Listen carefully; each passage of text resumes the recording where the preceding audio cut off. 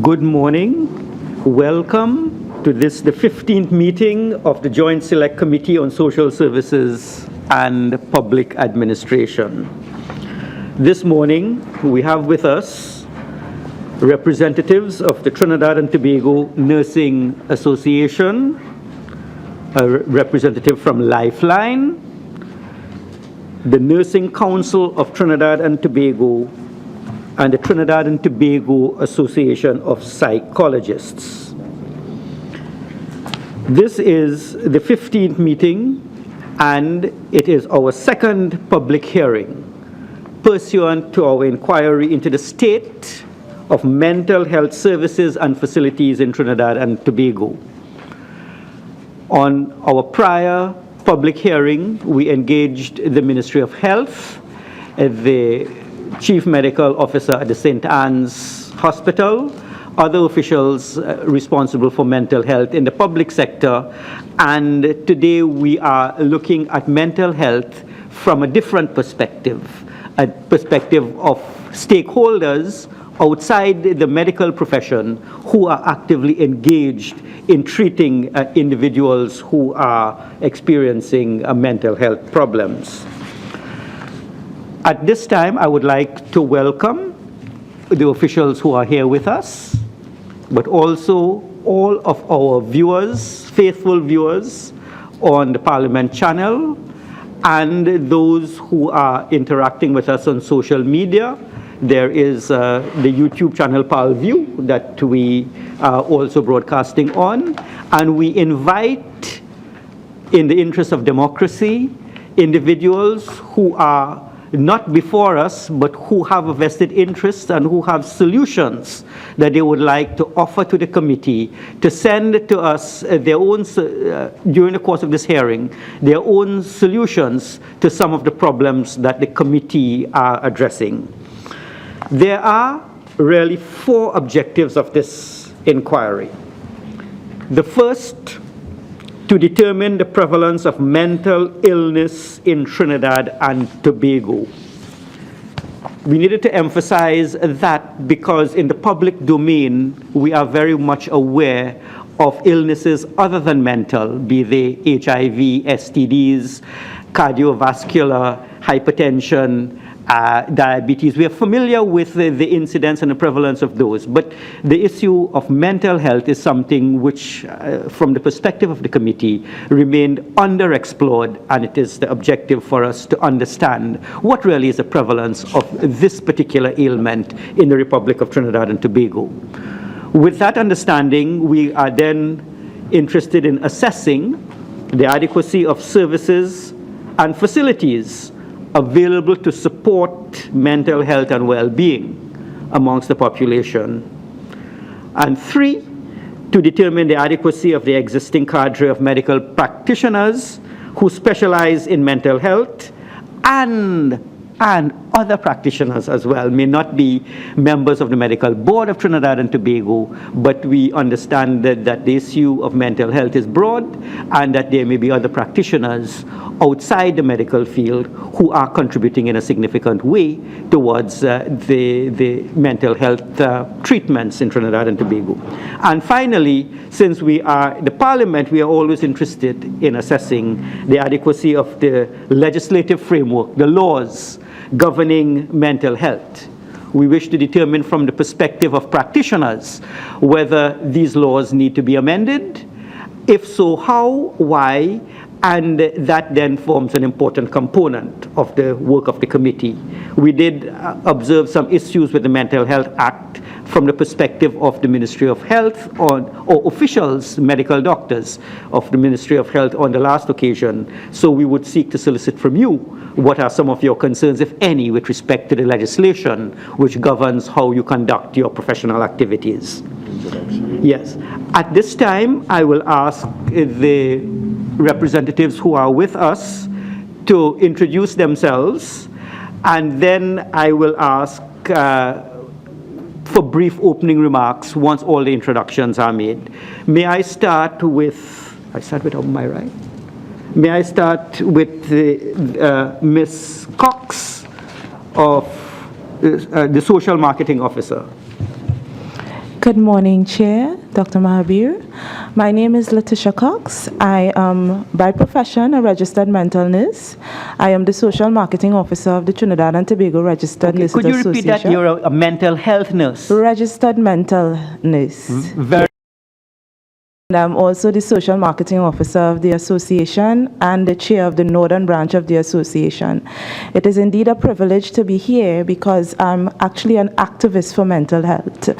And TTRNE has an awesome role. We are both interested in the rights of patients and the rights of nurses. I will ask you subsequent for that brief opening, but I would like all members to introduce themselves with respect to their organizations and their professional background, and then I will ask members to give us a brief opening remark before we start the questioning. Thank you. No problem. Yeah, anyone else who could introduce themselves? Doesn't have to be in any order, but introduce yourselves. Yes, a colleague on my left. Okay, my name is Walt Murphy. By profession, I'm a mental health officer of 32 years. I'm in the mental health profession. Okay. And a mental health officer, what does that mental health officer do? Well, a variety of very stuff. well. You will tell us what you want. Right, in okay. the comments. Yes, and our next. Yes, good morning. My name is Edie Stewart, the new president of Trinidad and Tobago Registered Nurses Association. Registered mental nurse also, but left that field about 2 years ago. Spent 10 years in mental health. Very well, thank you. Okay, good morning to the committee and Chair. I am Dr. Khatija Khan. I'm the president of the Trinidad and Tobago Association of Psychologists. I'm a neuropsychologist by profession, and my full-time job is as a lecturer in clinical psychology in the Faculty of Medical Sciences at UE, where I coordinate the clinical psychology program as well. And I'm also a member of the Northwest Regional Health Authority Regional Mental Health Committee. Thank you very much, Doctor. Morning, Chair, and good morning, members of the committee. I am David Murphy, the younger brother of Walt Murphy. I represent today the Nursing Council of Trinidad and Tobago as its president. I have also been in mental health for the last 32 years, and well, subsequent to this, I would share the rest. Okay. It's my pleasure to be here. Very well, thank you. Good morning, good morning, Dr. Mahabir. Good morning, members of the Select Committee. My name is Lucretia Gabriel. Yes, I have a PhD, but not in psychology or medicine. I am an analytical chemist. I am the chairperson of Lifeline. It seems that my sins have caught up with me because I've been associated with Lifeline for 40 years. We befriend the despairing and the suicidal. Very well. Thank you very much. And before I proceed to the introduction, with a brief opening remarks, I would ask members of the Committee on Social Services and Public Administration to introduce themselves. May I start with my right? Good morning, all. I'm Glenda Jennings-Smith, member of Parliament. Ayana Lewis, Government Senator, member. Good morning, Khadija Amin, Opposition Senator, member of the committee. Brigadier General Ansel Antoine, member of Parliament, member. Yes, and I, who have been talking all the time without introducing myself, I am Independent Senator Dineshwar Mahavir, Chairman of the committee. I will now proceed to ask, starting with Mr. Murphy, Mental Health Officer, to start with a brief opening remark of what you do and what are the perspectives you are bringing to the investigations that we are undertaking. Okay, I am here as part of the TTRNA delegation, bringing to bear my vast experience in the area of mental health. Now, a mental health officer, so that it could be better understood, is the equivalent of the DHV, which is the Brownlee nurse in the general nursing sense.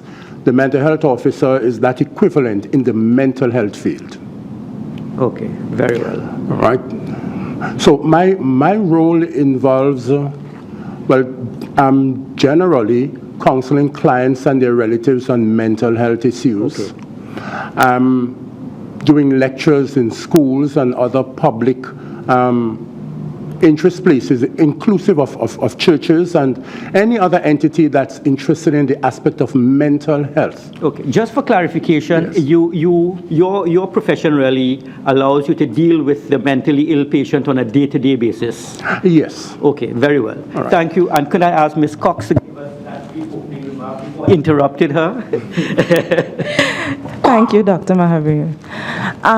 Yes, as I was saying, I'm a registered mental nurse, and I was saying that TTRNA has an awesome responsibility in that as an association, we not only look after the rights of nurses, we also talk about and engage discussions about the quality of care that is dispensed. And I am also intimately involved with the day-to-day care of the mentally challenged or those persons who have mental health challenges. And I am a cura with all the difficulties, the challenges that are in the mental hospital, as well as in some part, the community. So I see myself as an activist, and I see this forum as a very wonderful and positive step in the right direction. And I'm here to actually put forward solutions in the area of the nurse practitioner. Very well. Thank you very much. One question, since I'm not familiar with the field at all, is it that the training for mental health nurses in Trinidad and Tobago is complete, and that you can, if you wish to become a mental health nurse, undertake all training within Trinidad and Tobago? Pani, I'm not... Yeah, I'm talking about the training for someone with your specialty. Yes. Is there training within Trinidad and Tobago to provide full certification for you to become a mental health nurse? Yes. Okay. However, it's limited in that this is a specialty area. Yeah. It's not considered a specialty area here locally. This is actually an area of a nurse practitioner. It's something usually internationally you would start off as a registered general trained nurse, yes, and then specialize in mental health care. But to get it clearly, that there is training available in Trinidad. Yes, there's training available for at a two registered schools. nurse who wishes to specialize in your field. Yes, it is. That is very well. Thank you very much. And may I move on to your colleague? Yes, adjacent. Once again, it's a pleasure to being here. As president of the TTRNA, we have been representing nurses over 87 years of the organization. But recently we attained union status in the last 2 years, 2014, so we are picking up some of the bargaining, attempting to pick up that arm of negotiating and settling disputes of our nursing personnel. There are a lot of issues. I hope we have the opportunity to ventilate them here today. Okay. And I will be focusing more on the policy side of what the Ministry of Health, the Ministry of Education, whoever is a big stakeholder in this, and also what the parliaments, through the review of the laws, could do to treat with some of these shortfalls in nursing and healthcare on a whole. Thank you very much. Dr. Khan? So on behalf of the Association of Psychologists, we'd like to say thank you very much for this opportunity to contribute to the discussions. Our association was incorporated by an Act of Parliament in 2000, so we are the representative body for psychologists in the country. And our members of psychologists work in all sectors, in the public and private sector, and in many different fields as well, in health, education, social services. We deal with a variety of populations of mental health spanning the whole age range. So with our combined membership, we do have a lot of I think, field experience, but also, and personally as an academic, as a researcher and clinician, we also have contributions to make with respect to research and policy and advocacy for mental health. So we do look forward to the rest of these discussions today. Thank you much. Mr. Murphy? Yes. Again, I represent the Nursing Council of Trinidad and Tobago. The Nursing Council is the regulated body for both nursing and midwifery. In other words, it's the body akin to the medical board. We provide licensure and permission. Yeah, and please activate your mic when. Thanks. My apologies. Yes. Could you repeat for the record what you said prior? Right. The Nursing Council is the regulatory body for nursing, for the practice of nursing and midwifery in Trinidad and Tobago. We not only register and license persons trained locally, but those who are trained in the region who desire to work in Trinidad and Tobago, and those who are also trained internationally to work here.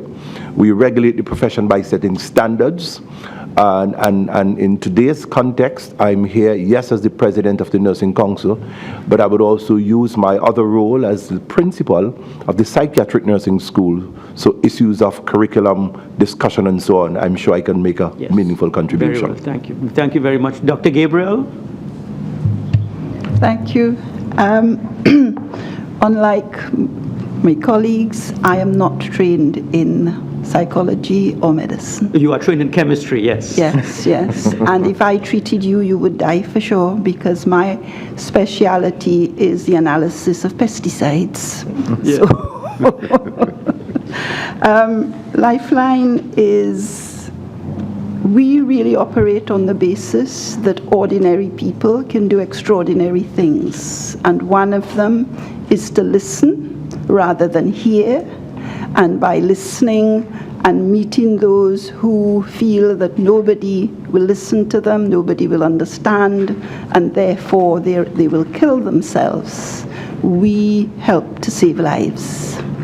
Lifeline is basically, I would say, crazy, because in 1976, 10 of us got together and decided we would like to start such an organization. We realized that the great system that we've had in the Caribbean and in Trinidad was in danger. That is the family. Our families have generally taken care of those things. But all of us who were on it had realized this was breaking down. We talked to an equally mad person in May 1977, who was Chadivara, who started the Samaritans in England in 1953. And we expected him to say, "You're crazy, you cannot start a telephone helpline when you live in a country that has a moratorium on new phones." And he said no. He said, "Start with whatever you have and do whatever you can." Okay. We did. We got a new phone we started listening in June 1978, and we got a new phone in June 1985. And we have been doing that kind of thing ever since. I would say that in terms of what my other people at the table do, we refer to them as consultants, but it is the equivalent in their terms of, if you have a road accident and you're badly injured, we know enough not to move you. We will be the people who will come and visit you in hospital. We will listen to you at all hours of the day and night, but we're not the doctor to the to do the orthopedic. Well. Yeah. Thank you very much, That is Doctor. what we do. Thank you very much. And I would like, as usual, with the leave of the committee, of course, I always like to open the questioning by a first preliminary question, and that is, in our discussions with the Ministry of Health on the last occasion, we were informed that the mental health and well-being of children in Trinidad and Tobago is not perhaps what it should be. We know that the adolescent period, the ages between the teenage years, can be very, very difficult and traumatic for children. Could you advise me, and by extension the rest of the country, what are the facilities which are currently available for treating with children who are experiencing traumas of all types, mental difficulties, and who are finding it difficult to cope with the challenges of growing up, either in the school, in the home, in their communities? What are the facilities which are available to assist our young children who may be the victims of bullying, incest, sexual abuse, a number of issues affecting children? Are the facilities available? If they are not, what would you recommend?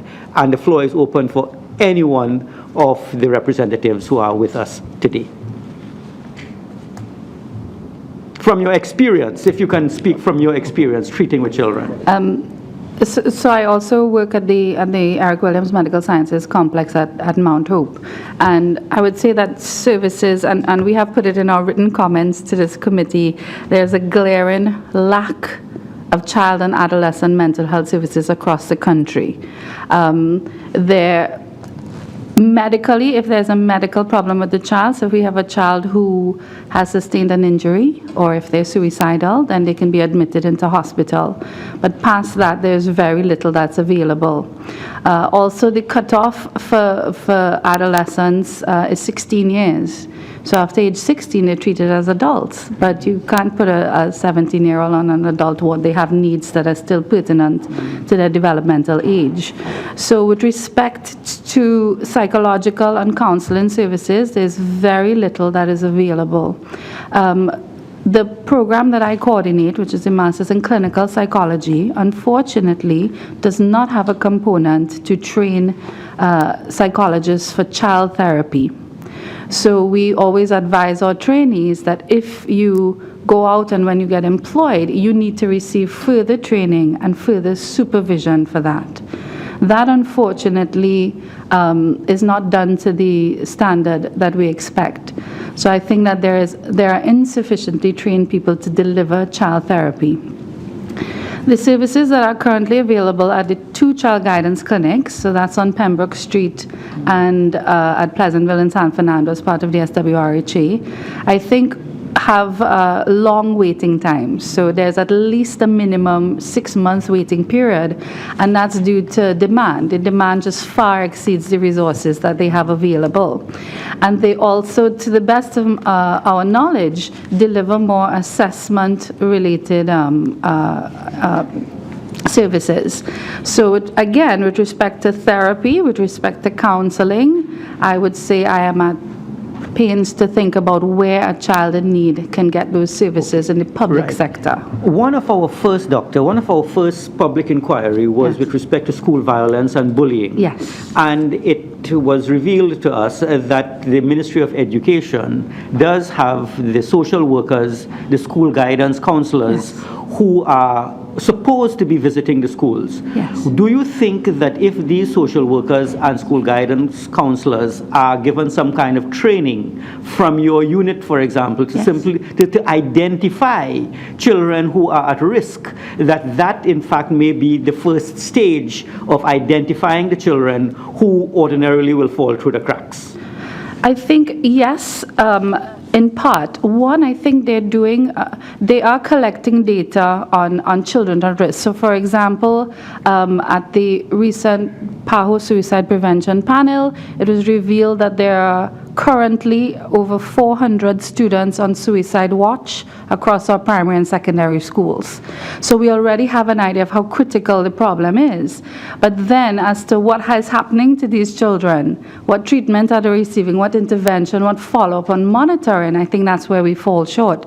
So I agree with you, yes, definitely we need to be able to detect, to flag these kids and get them the help they need. With respect to the training, definitely. For a guidance counselor, you don't require any specialized training. You can become a guidance counselor with a bachelor's degree in psychology. Mm-hmm. So it is not a specialized training to deliver services. So certainly I think we can augment the training of guidance counselors and social workers for the already fantastic work that they're doing, but we definitely need to increase that because as we're seeing, the problem is great. So suicide is a public health crisis in the country, and it's extending to our very young and our very vulnerable students as well. Okay. And a further question, as an academic, as a fellow academic, we always work with numbers. Yes.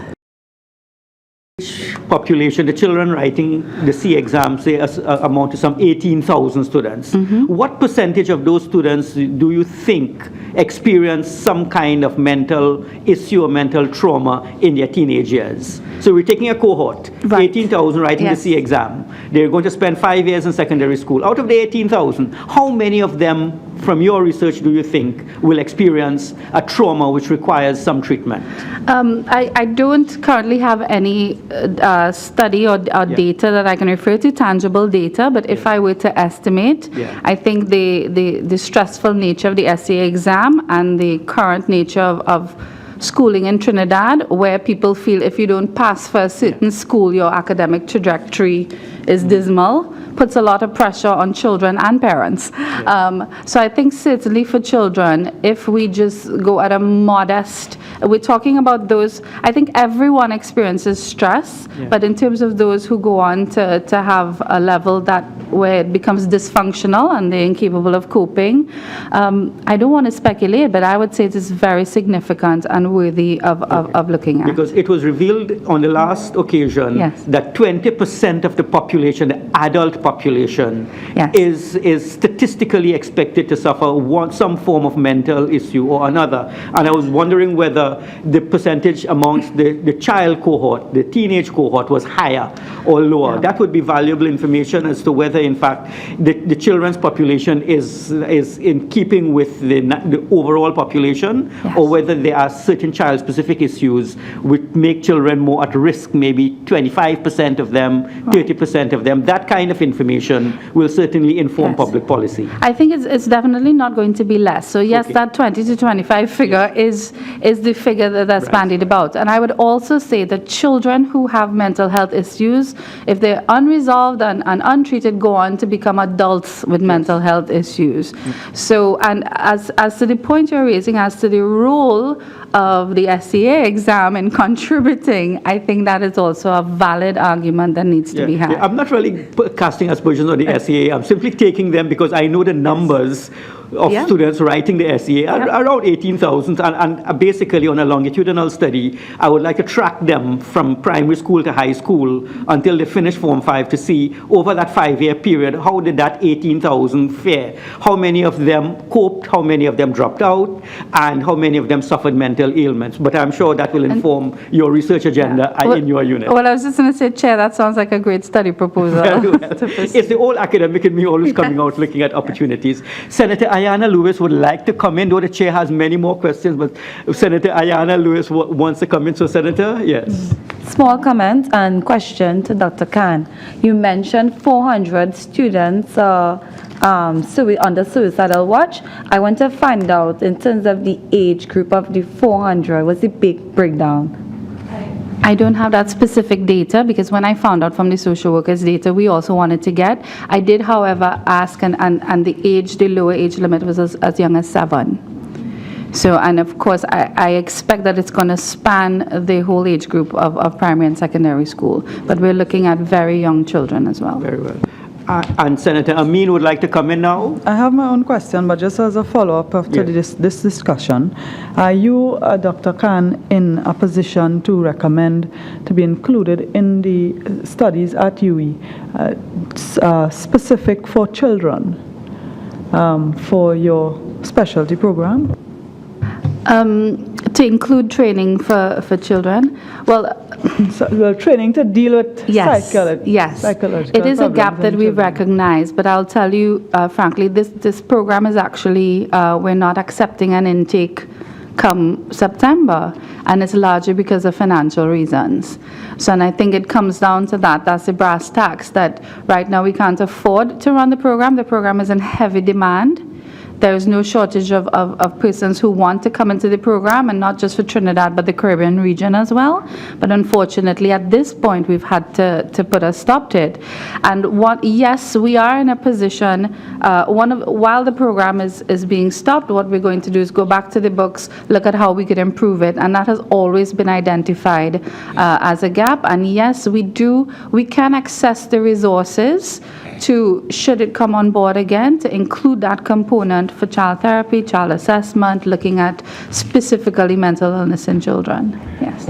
And Chairman, if I may, my own question, well, it would go to Dr. Khan, because it comes out of the submission made by the Trinidad and Tobago Association of Psychologists, and it has to do with whether the association has embarked on any initiatives or programs to create awareness among the public about the prevalence of mental health in our society and the importance of mental health assessments, and also if any programs have in terms of reducing the stigma surrounding mental illness. So we do a number of things. So first of all, the association is voluntary for psychologists. We are currently working on establishing registration and licensure. So as such, we're a voluntary body. All of us who sit on the executive are voluntary members as well. So we try to do the best with the resources and personnel we have.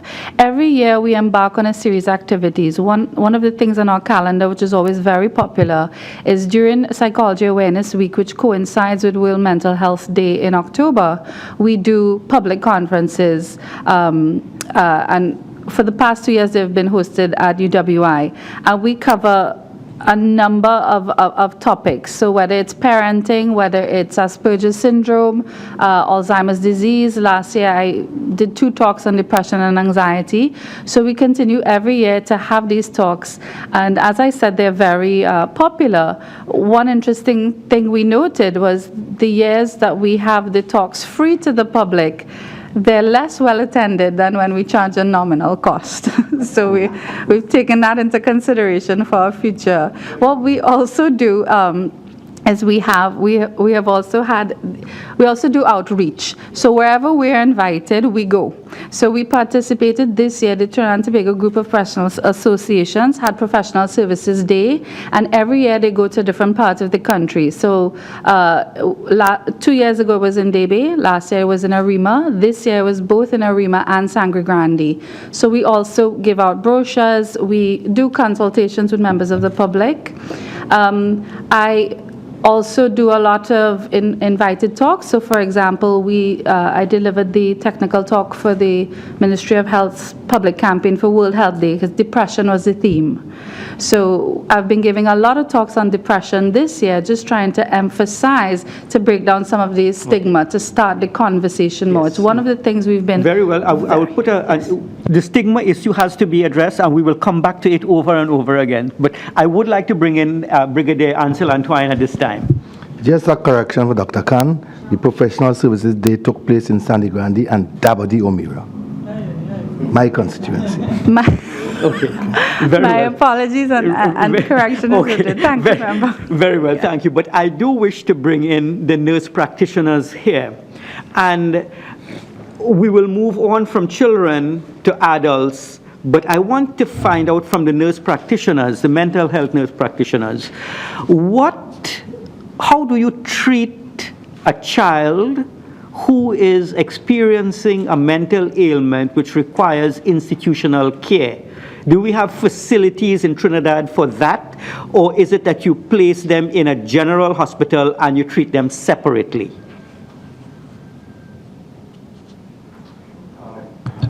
Through you, Chair, before I hand over to Mr. Walt Murphy to give more of the specifics, let me just give a little background.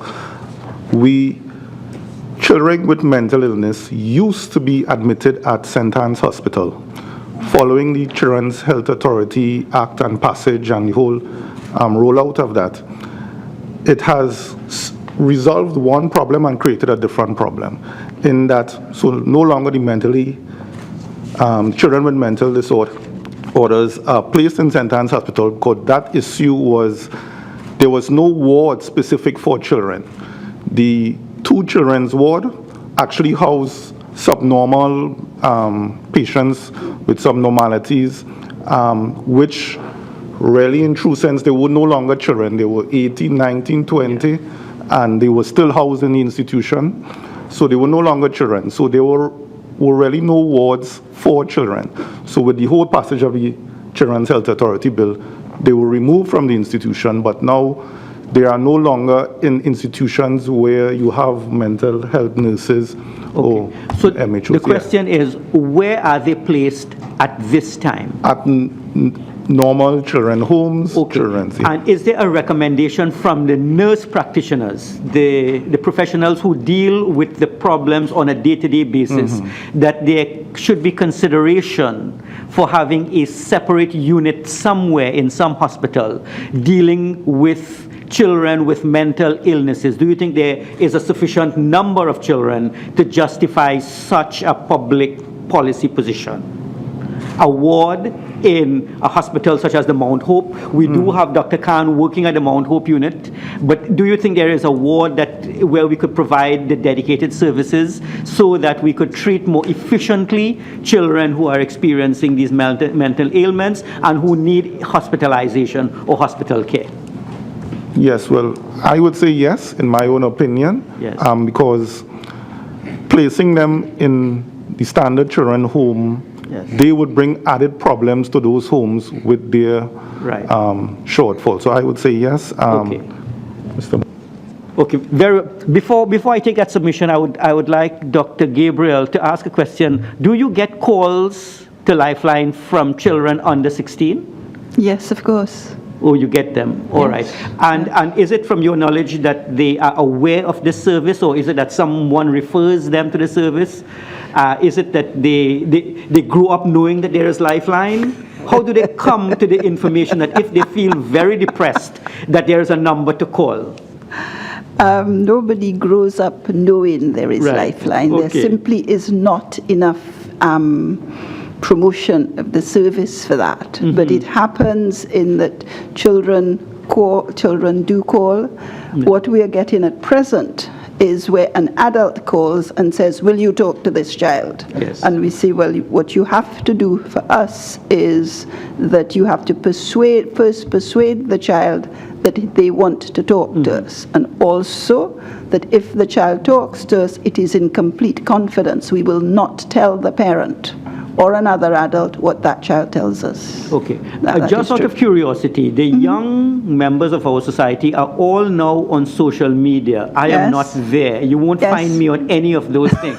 But they Shame are on you. there. They are there. Do you have a promotional campaign on things like Facebook or that children will be aware of? Do you have a Yes. Facebook page and so on? Yes, we have a Facebook page. Our Okay. Facebook page has 18,500 likes on Yes. it, Okay. and we put posts that the population is 13 to 17, Yes. and that is one of the populations that has the highest number of responses. Yeah, okay. So it goes direct. But still you are saying that it is an adult who has... It's quite often it is to an encourage the adult, child. and then also you get the child themselves. Yes. So Okay. we're very aware of the need to reach out directly. Yes. Okay. Any other contributions on this subject? Yeah. Okay, I myself, I'm taking leave from TTRNA. I actually work at the Child Guidance Clinic on Pembroke Street. And much more than assessment takes place there, there is also treatment. But I think it would be remiss of me as a practitioner not to make this statement. Now, usually when we hear the term mental health, we think of mental illness.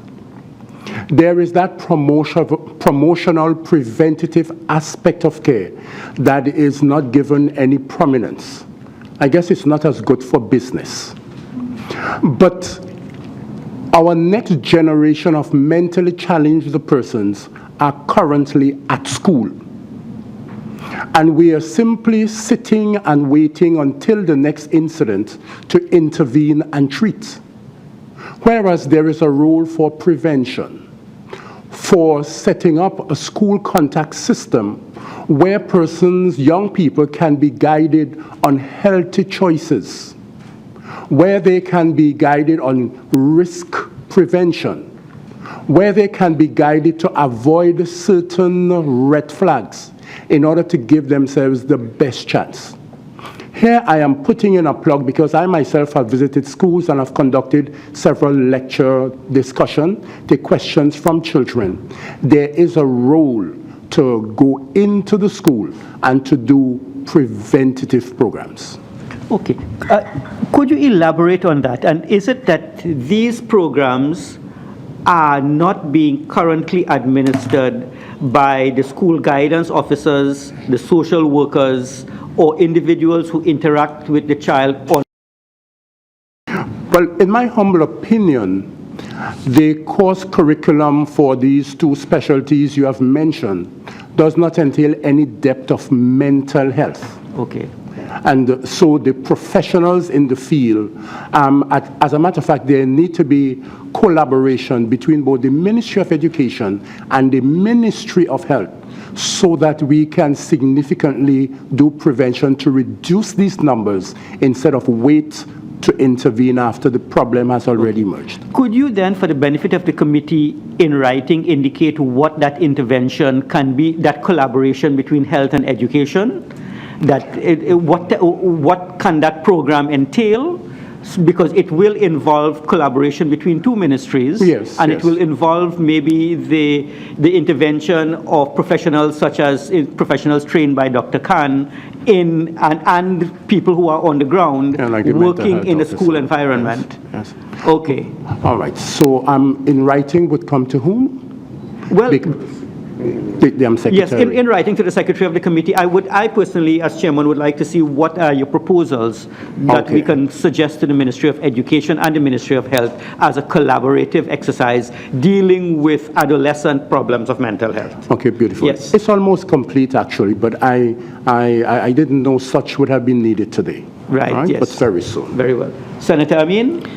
Chair, my question goes to the Lifeline representative, and I want to commend Dr. Gabriel on this initiative because for all of my life, Lifeline has been around and it operates in the background, and you have been doing tremendous work.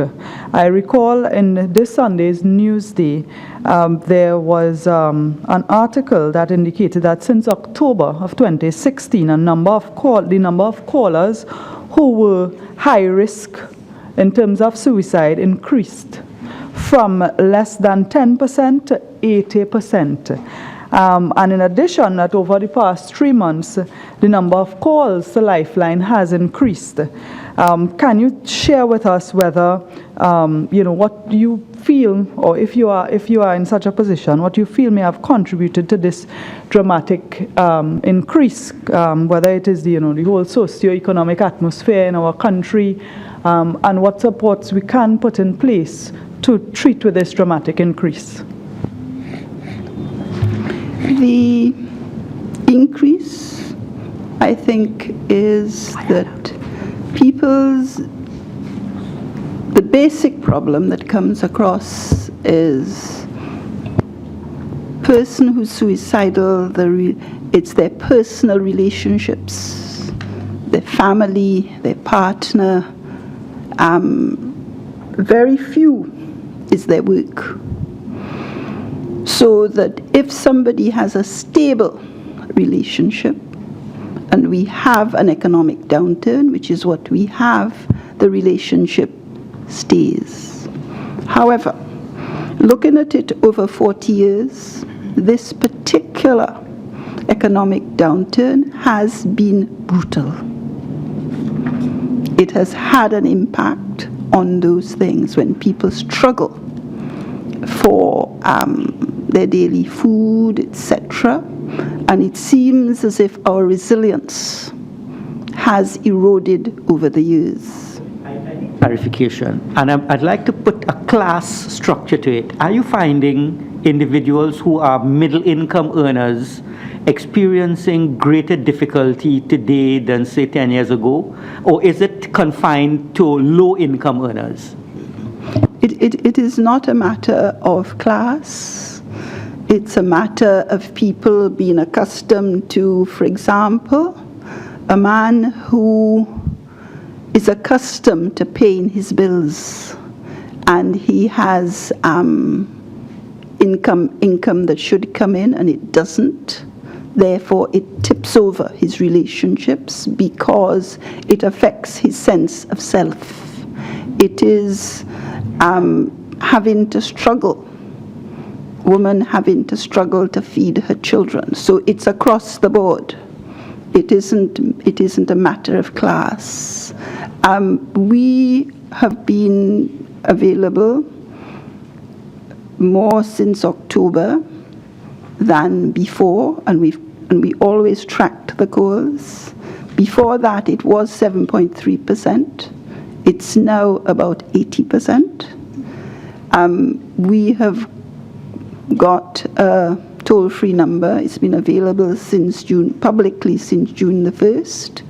And the number of calls we get have increased, and people have come to see it. They've actually known more about the line. And you really have to say, and this is where you tackle the stigma of mental health and suicide, that they will say, if I have this problem, this is the line I call, and they call in. And we, for each call we take, suicidal is this person, and that is what we're getting. Really and truly, we get about an average of 10 calls per day. It could be less than a minute to 6 hours. So the number of calls is also the length of the call. And really and truly, if the service was promoted as it should be, we should get 151 calls a day. We have a long way to go. Our colleagues would like to come in en masse, but I need clarification with respect to the procedure. Yes. A call comes through and an individual is in need of professional help. Is it that the individual who is taking the call at Lifeline has the authority to call a professional and indicate, well, I think you should see this person? No. So no. It ends with Lifeline? No, it does not. Okay. When you say what is the procedure? The procedure is the person calls Lifeline, and they remain in control of their lives at all times. So basically, we are listeners. We will listen. And that is the critical point, where we don't listen to reply, we listen to give emotional support. So we steer into the person's feelings of anger, fear, etc. And when that calms down, then the person feels able to talk about other things they want to do. But that is the critical thing. We only refer if the caller says, I want to be referred to a psychologist or a psychiatrist, then we refer. We do have consultants we can refer to, but it is the caller who decides that. One follow-up, I know we have to, but there is a follow-up to my follow-up, yes. And that is all of us can speak, but few of us can listen. Yes. What kind of training is offered to the individuals who are on your end of the line so that they can listen with empathy and listen in a manner that will prevent someone from engaging in a most horrific act? The key to the service is the selection of the listeners. It has to be somebody who listens. Vast majority of people in our society take action. It can be very frustrating to somebody who wants to rush out there and they're going to save somebody, call the police, to sit and listen to the person. So that is the first thing. It takes initially up to 3 months for somebody to be approved to be a full Lifeline listener. It's a continuing process, but it is rigorously done. This is why we're always preparing people to be listeners. That is a continuous process. Thank you very much. And so the order of questioning, I would ask Brigadier Antwine, MP Jennings-Smith, and then Senator Ayanna Smith. You will go last, but Lewis, yes. And this is a follow-up. In your responses to the question in terms of the availability of mental health and resources, what is the relationship between your organization and the Ministry of Health, the Ministry of Service, Social Development and Family Services?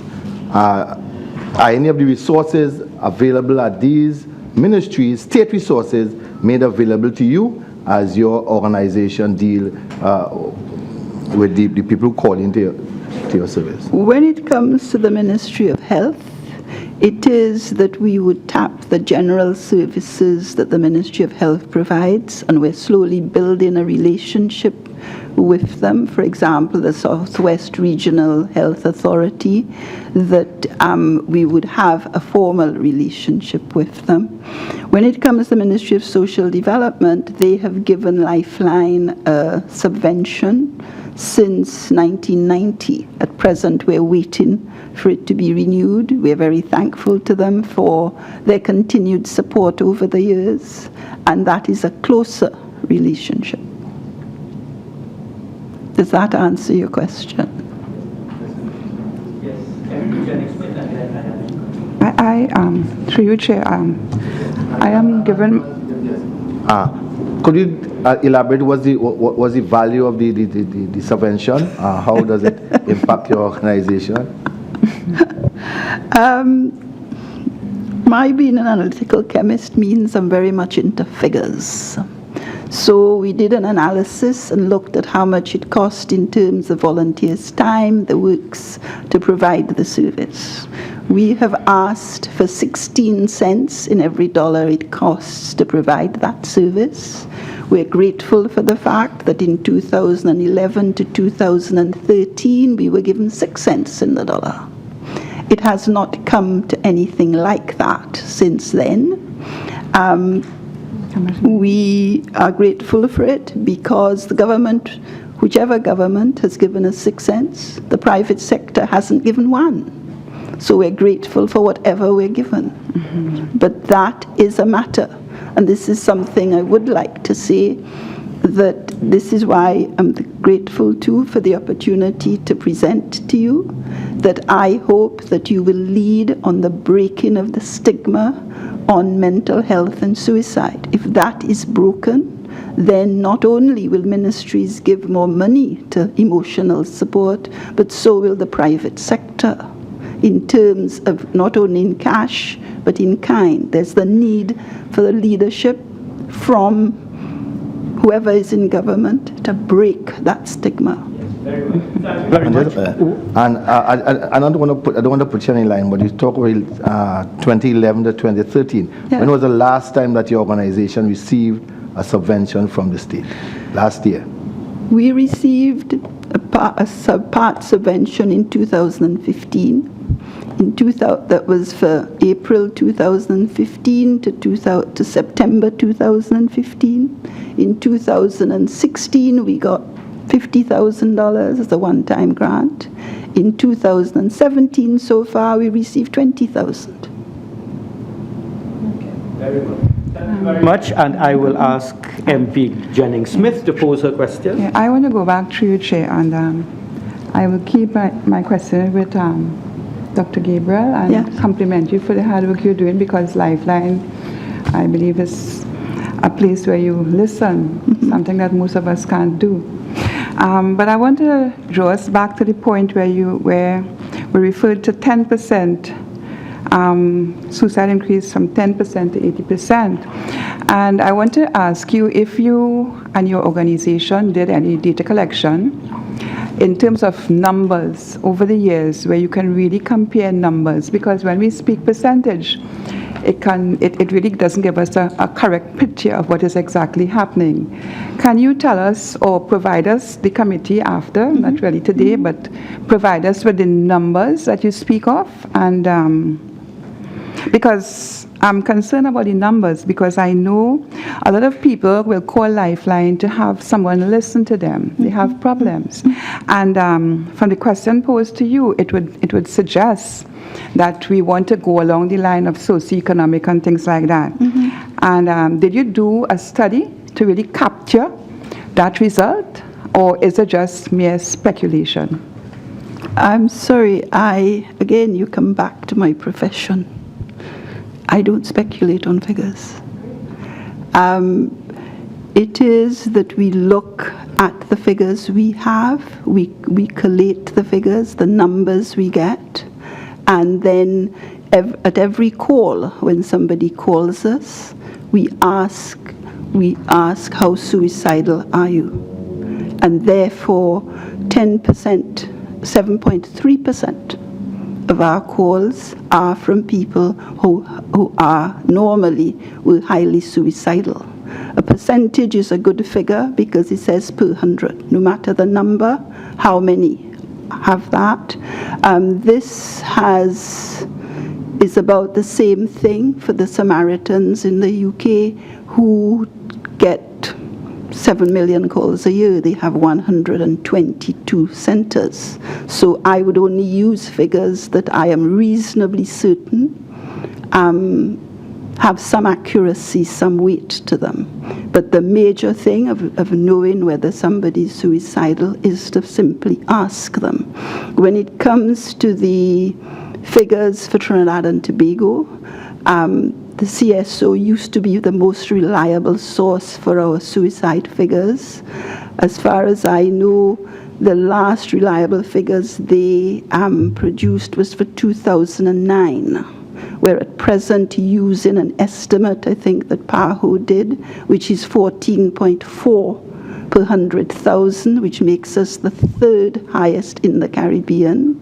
We used to be the highest. It makes us that. What they do too is, if you want to go look at figures, let's say that 20 to 50 people, if you look at your people who appear in the statistics, 20 to 50 people are at high risk of attempting suicide. If you take the lower level, which is 20, it means that 2,800 people in Trinidad are at high risk of suicide. If you then make that 7.3% of the calls you'd expect us to have, and that goes from the silent call, the person hears your voice and they put the phone down immediately, to talking for up to 6 hours, you are then looking at 151 calls per day before anybody can say that Lifeline is covering all the people who are highly suicidal in this country. And therefore, I want to ask you, based upon what you concluded, the reason for suicides going up. The reason for suicides going up is they tell you it is the problems within their personal relationships. You have both men and women who their personal relationships with their partner, boyfriend, girlfriend, our family systems are under tremendous pressure. And so when there's a fallout, if you look at it, that the tighter the family structure, the more dependent they are on each other, and when that starts to rock, the person can feel totally alienated, and in that sense of alienation, get to the state where they will become suicidal. There's significant family trauma within families which is kept very quiet. And it is when somebody talks to us, it'll come out. It'll come out that somebody a girl may have been raped as a child by was covered down. And then everybody says, well, you should get over that. But it hasn't been treated. There's been no psychologist to go to, no psychiatrist to deal with it. But that girl becomes disturbed at 18, 19, and says, nobody listens to me, nobody will hear me. I said this happened to me and nobody reacted. Davina, this time, it brings to point what our colleague from the nursing profession has indicated, that we do need to catch the children, because children with problems will grow up to be adults with greater problems. That's one of the proposals coming out. But Senator Ayanna Lewis has been silent for quite a while, and she must be given the floor at this time. Thank you, Chairman. To you, Dr. Gabriel, and to the Nursing Association. Based on the feedback that you have given earlier, and the causes of, or the main cause of the callers calling into Lifeline is really the breakdown of relationships. Do you know how many lives you would have saved? Do you have that figure, like a follow-up on the persons that would have called? I think the way we would measure that is call by call. The fact that somebody calls us and by the end of the call they feel they could live 1 day longer, that's how we do it. Because it's an anonymous call. We don't keep phone numbers. We don't ask for names. So that is how you do it. So would you consider, though, at least offering that information at the end of the call?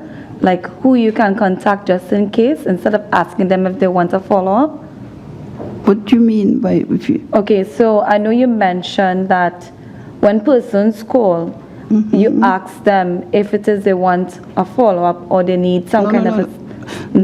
We don't ask them if they want a follow-up. If in the conversation, during the call, they determine that they need to be referred to a psychiatrist or a psychologist, then we suggest it. But that has to be very, very carefully managed because people react so negatively to the thing that there could be anything mentally wrong with them. You can't just say that. So that is a different case. The person may feel much better and say what we would do is to say, will you give permission for us to call you back? And then we would do that when we feel they're really down, because we realize that the suicide feeling goes up and down. The fact that at the end of our conversation the person feels okay does not mean they feel okay forever. So we would call back. We do long-term befriending of a caller. Thank you for your feedback. And this is for the Trinidad and Tobago Nursing Association. In light of the police officers and situations whereby someone was shot recently for dealing with a mental care patient, I know a lot of police officers are not trained in dealing with mental health patients.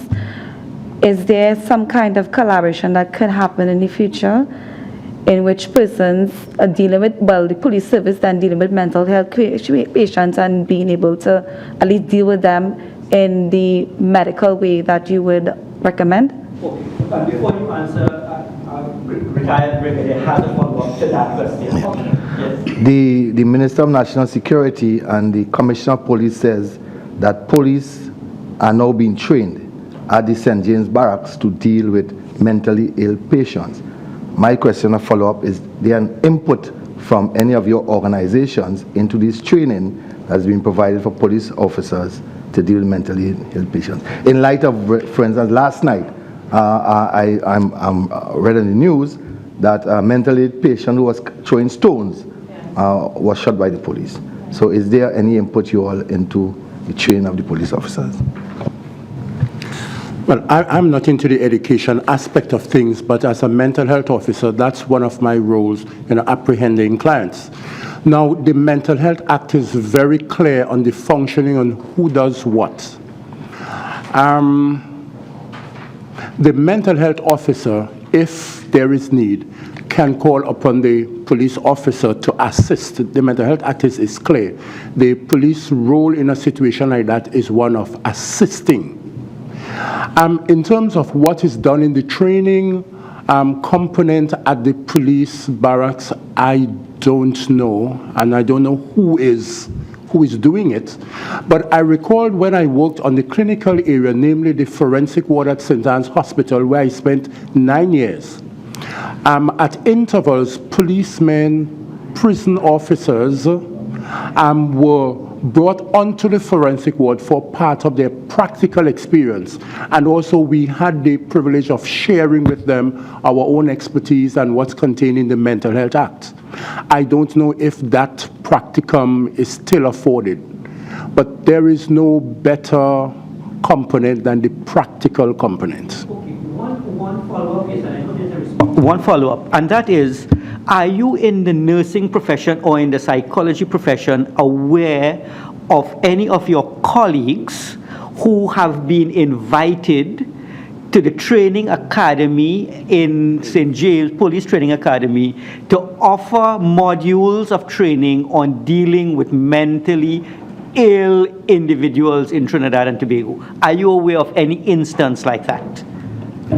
I am not, but if it exists, kudos. If it doesn't, then as a matter of emergency, it needs to be. So put in basically, place. again, colleague, to reiterate, you are saying that there's a need for collaboration between the Ministry of Education and the Ministry of Health, and now the Ministry of National Security and the Ministry of Health. Very well, thank you. Yes, and we have response. Yes, I'm seeing here that the word collaboration. Stakeholders need to be aware of these modules. As far as I know, as the social marketing officer, the association is not aware of any training that involves the police officers, and we would be quite interested to be involved in that, so we can also have our input to know that the best curriculum is being afforded to the police officers, because we had some unfortunate situations recently in the media with regards to the loss of life of mentally ill persons. I would like to also say and endorse with regards to the children, it was burning in my heart, that we are underutilized as practitioners, that is the registered mental nurse. We, in our role as teacher and educator, we are well able to counsel and share information that would help the child and the adolescent. As an association, we have been invited to career fairs at various schools, and I have been a part of it, and I have encountered the teenager who would ask about cutting.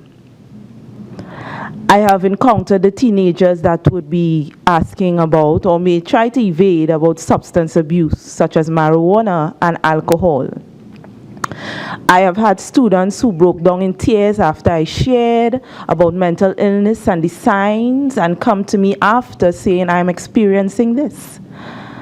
And it was really touching, and I knew that this was a ripe opportunity for the registered mental nurse to go out in the community, and this is the part of the role of the nurse practitioner, the promotion of mental health. And we are not given that opportunity in lieu of what's going on.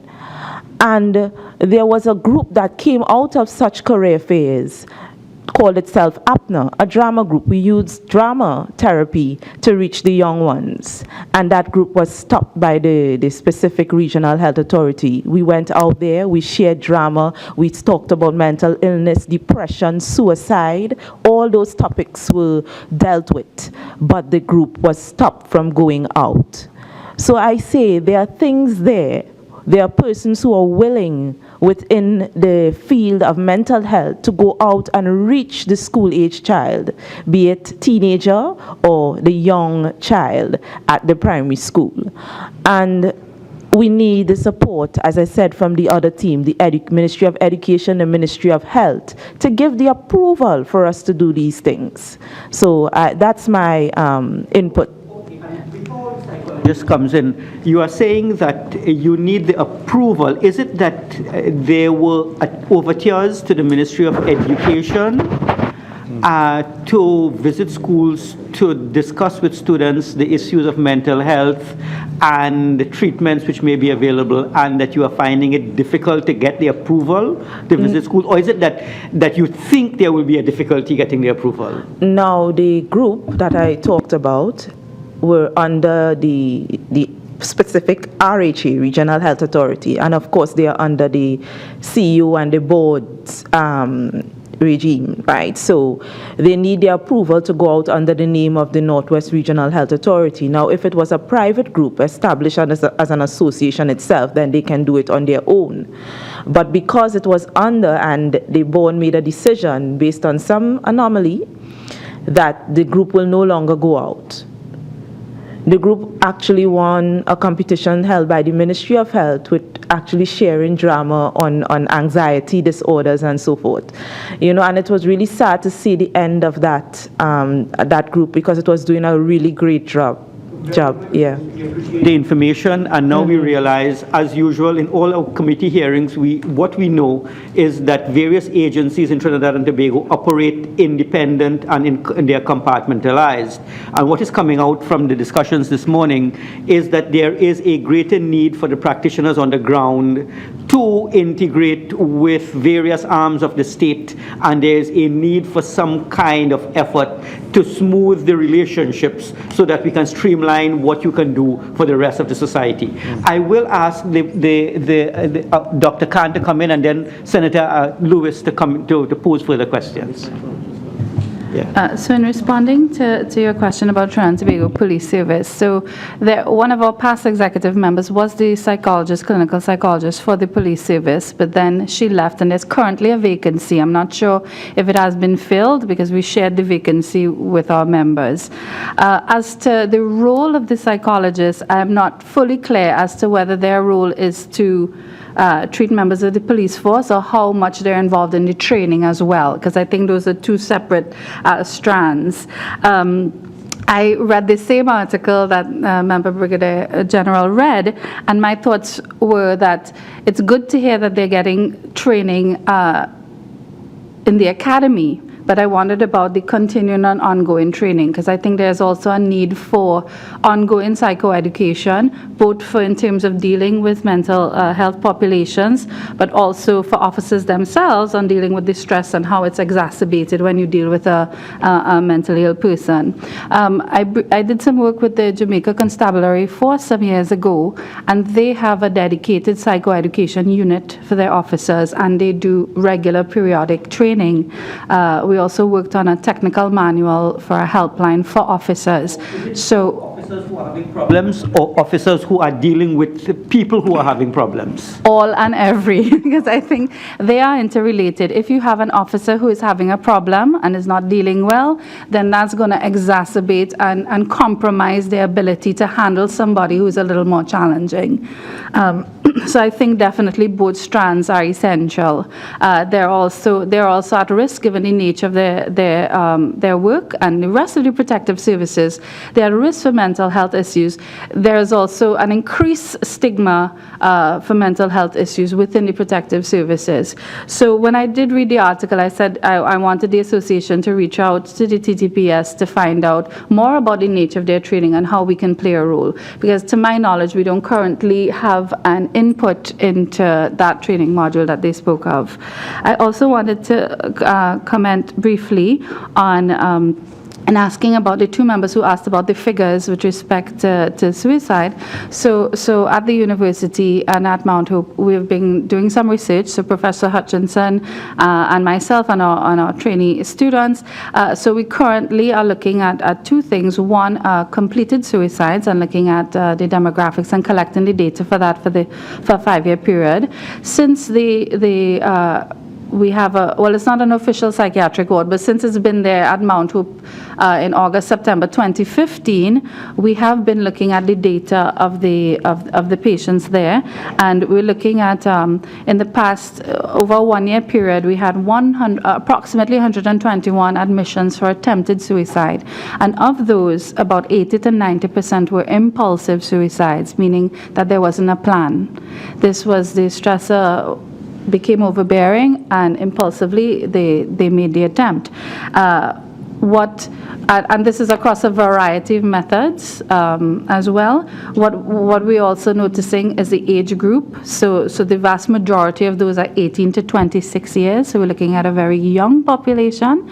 So we want to compare as well the persons who completed as well as those who attempted, to see if we could identify what are some of the predictors to help us understand more on how to target intervention and identify the at-risk populations. As to the reasons as well for why, I think a lot of things are pointing at poor coping, that when the stressor becomes too overbearing, people do not have, so it's a lack of resilience. And I think with the economic stressors, with personal stresses, etc., what we have is a lack of coping skills. And it is something that redounds to early childhood and development in childhood. And to my final point, where you asked about the training in the schools, I think there is definitely a need for health and family life education in the curriculum. So just as much as social studies, math, English, etc., we need to have an aspect starting from primary school where we involve mental health and well-being. That is not optional and doesn't vary across schools, but we have a minimum standard that's implemented across the entire education system. I did a research study with a student a couple of years ago looking at, and I'm very happy to share these findings in more detail with the committee. We asked teachers in public and private secondary schools if they would be willing to implement, to teach about mental health in their classrooms, and what would be the factors, whether it would be personal factors or school-related institutional factors. And a couple of the things we found was that every single teacher had encountered a child, at least one in their classroom, who had behavioral or mental health problems. And also the teachers were quite happy to deliver those programs as well. What it depended on was the principal support and the school support. So if principals and schools and the Ministry of Education provides that mandate and the support, teachers were willing to add this to their duties as well. Chair, before we go on to the floor, but the follow-up is on the last day when the Ministry of Health addressed us. They indicated that they were in the process of implementing a suicide surveillance system, which entailed inter alia monitoring and tracking the effectiveness of interventions. Are you aware of this system? Are you a part of it? Do you know at what stage they are? Yes, I'm aware of it. I am a part of it. I sit on that committee as well. So at the last meeting, we were in the process of drafting that national suicide plan in terms of agreeing on terms and standards and the remit, and about the surveillance and monitoring as well. Yes. Could I ask MP Jennings-Smith to come in, and then you come in, Senator Lewis again? Yeah, I want to ask a question to... Is it a follow-up from this? Yes, it's a follow-up, but it goes further. Basically, what you have been saying to me, it seems as though mental health is a word that people don't like to associate with, because we look at stressors. You spoke of stressors. You also spoke about identifying predictors. And another point I want to draw along with that is to the nurses. There seems to be a problem in attracting persons to go into the field of mental health nursing. So the entire regime there of mental health seems to be a not attractive place for people to identify with. Nurses, we have a shortage because people don't want to go into mental health nursing because it's stated here. And now the schools, when we talk about going to schools and doing a topic on mental health, people will say, I'm not mad. You know, why are you telling me that? But we must admit that we have things like stressors and inability to cope with it, which would lead to the said behavior.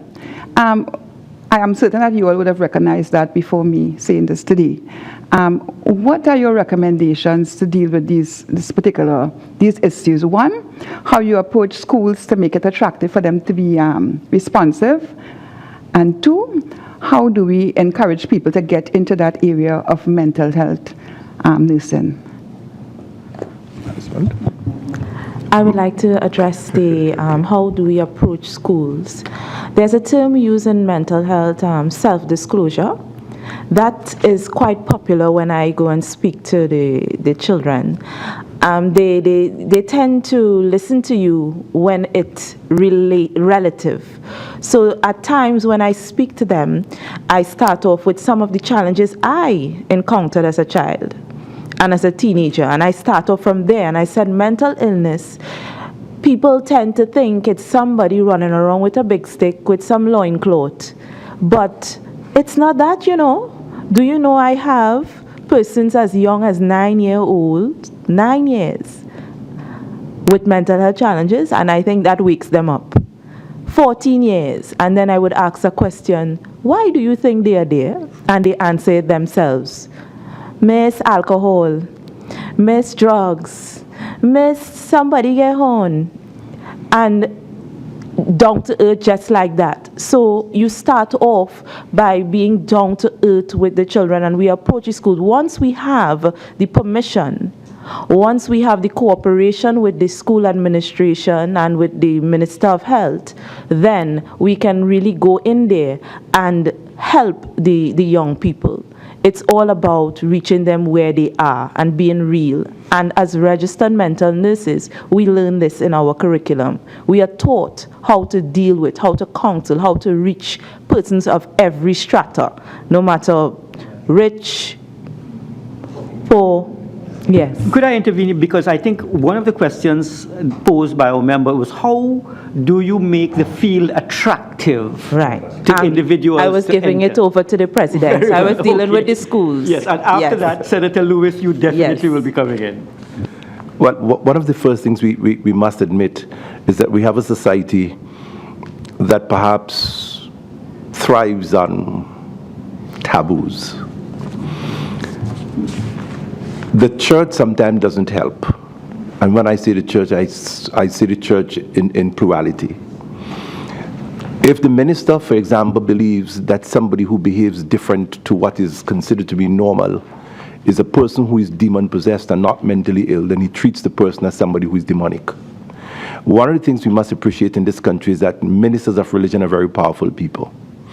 And I have long argued that we have got to get into the churches, the temples, the mandates, and speak to the religious leaders, because they are powerful figures.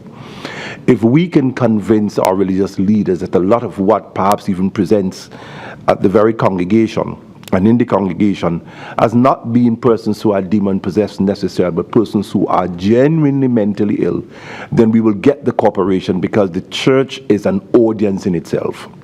That's one. We have a society that believes that anything mental is mad.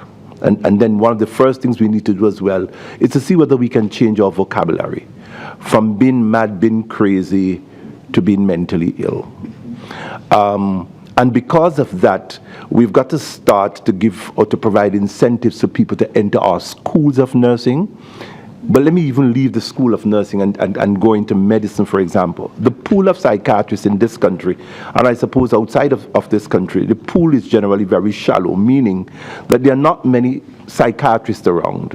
One, is not a profession that is so lucrative in medicine. In fact, it's perhaps the least lucrative of the specializations in medicine. Why? Because the people who need the care most are those who can least afford it. The very sad thing in nursing. So I remember one year the ministry embarked on an experiment, because you would also appreciate that men are the minority in nursing. And for a group of an intake of psychiatric nurses, the ministry limited to only males. And a number of males applied. What we've discovered happening is that once you send out an advertisement to recruit nurses, most of your applicants are going to be those who apply to do general nursing. And my argument has been for years now, advertise only for psych nursing, and you'll be shocked to see how many more persons apply, because that's the only field that you are offering training for a particular cohort. My other argument is, and I concur with Ms. Cox, and that is the services, the resources are grossly underutilized. A psychiatric nurse is trained either at the diploma level, the associate degree level, or at the bachelor's level. These are persons with vast experience, with vast knowledge, but they are usually confined to in-house and in-care facilities. And that is confined to health centers or confined to hospitals. In other words, the person must become mentally ill before there is an intervention. So it is more at the secondary level than it is at the primary or the preventative level. And it's a resource that is grossly underutilized. We have begun, even at the level of the Nursing Council, whenever schools have their career days, they would ask for input from the Nursing Council in terms of sending nurses who can speak to the young people in terms of career pathways. And we've been very mindful. Not only will we send nurses to encourage persons to get into general nursing, but also into psychiatric nursing. And indeed, we've been making a significant dent. Senator Lewis, it's your turn. Yes. From the association point of view also, psychiatric nursing, like nursing on the whole, has been challenged to attract the correct persons into nursing. Nursing is a kind of unique profession where you really need to have that sense of care to really get into nursing. Otherwise, you'll end up with a number of problems which would have been evident over the years due to poor nursing care because the correct persons didn't really get into nursing. And when you have persons coming out of school with, well, to get into nursing, first to begin, you need 5 O-levels, but the majority of nurses have more than 5 O-levels, A-levels. So what would make those persons come towards nursing rather to some other profession? What would make an individual coming out of school having to go through 4 years of training to get a bachelor's in nursing education and then want to go and do psychiatric nursing, having to deal with an environment and work in an environment that is over 100 years old. St. Anne's Hospital is over 100 years old. If you get injured on the job, which is a frequent possibility in psychiatric nursing, you don't have the resources to subdue persons. Well, you don't have some of the tools that the police officers would have. And it was a comment made at a public forum about 5 years ago where the police officer or the prison officer brings the patient to St. Anne's Hospital in handcuffs, baton, and guns and stuff on them, and then they hand them over to the nurse, and the nurse has nothing. And they have to deal with some of these most violent persons that society shuns and stays away from. And you don't have risk insurance as a psychiatric nurse. You don't have the mental health officers who have to go from district to district. They don't have mileage, kilometric allowance, which they have been afforded to the doctors, but it's the MHOs who actually visits these patients. The motor vehicle tax exemption was taken away from psychiatric nursing. So there's a number of issues. Continuing education. If you go into psychiatric nursing, it's a dead-end job. There's no upward mobility. There's no course in specializing once you become a psychiatric nurse. So most persons don't choose that avenue. They will go to the general aspect. Because in general, you could do ICU, theater, and all these other trauma nursing. But in psych, it's a dead-end job. There's the forensic unit. No nurse on the forensic unit is trained in forensic psychiatry. None. There was one nurse who was trained, went abroad and came back and trained, and they did not even place that person, and the person just got fed up and left and went away. All right, so thank you. Thank you for your contribution. I have about 2 or 3 questions. And all right, thank you. All right, first of all, I don't think anyone answered this question, even based on your submissions, but how many persons register as nurses and then as mental, training for mental health care, and how many persons graduate in the nursing program? I don't know if you received our last submission because we made modifications and presented it today for it to be photocopied. So I don't know if you got that updated. No. Where we have some statistics from the We did not schools. receive that submission. It No, was we did sent not. just prior to the hearing. So Yes. it's in our package, but we have not had, we had no But we have opportunity it to there. review. Can you respond based on the submission that you would have had? I'm going to go through it quick. All right. Yes, it was a little bit difficult, but there are only 2 schools that provide training for the psychiatric nurses. From COSTAT, under the director of nursing there, Mr. Rupert Jones, they sent statistics for us between the years 2014 to 2016. They offer both the baccalaureate and the associate degree. Their intake for September 2014 was 11 for the baccalaureate, and the associate degree was 10. For November 2014, they had 24 graduated. That's under the baccalaureate. Under the associate, they had 5 graduated. In all, for 2014, 29 psychiatric nurses graduated for 2014. And for January 2015, the only intake was 8 for the baccalaureate. and for the associate, 7. For 2015 June, sorry, the 2015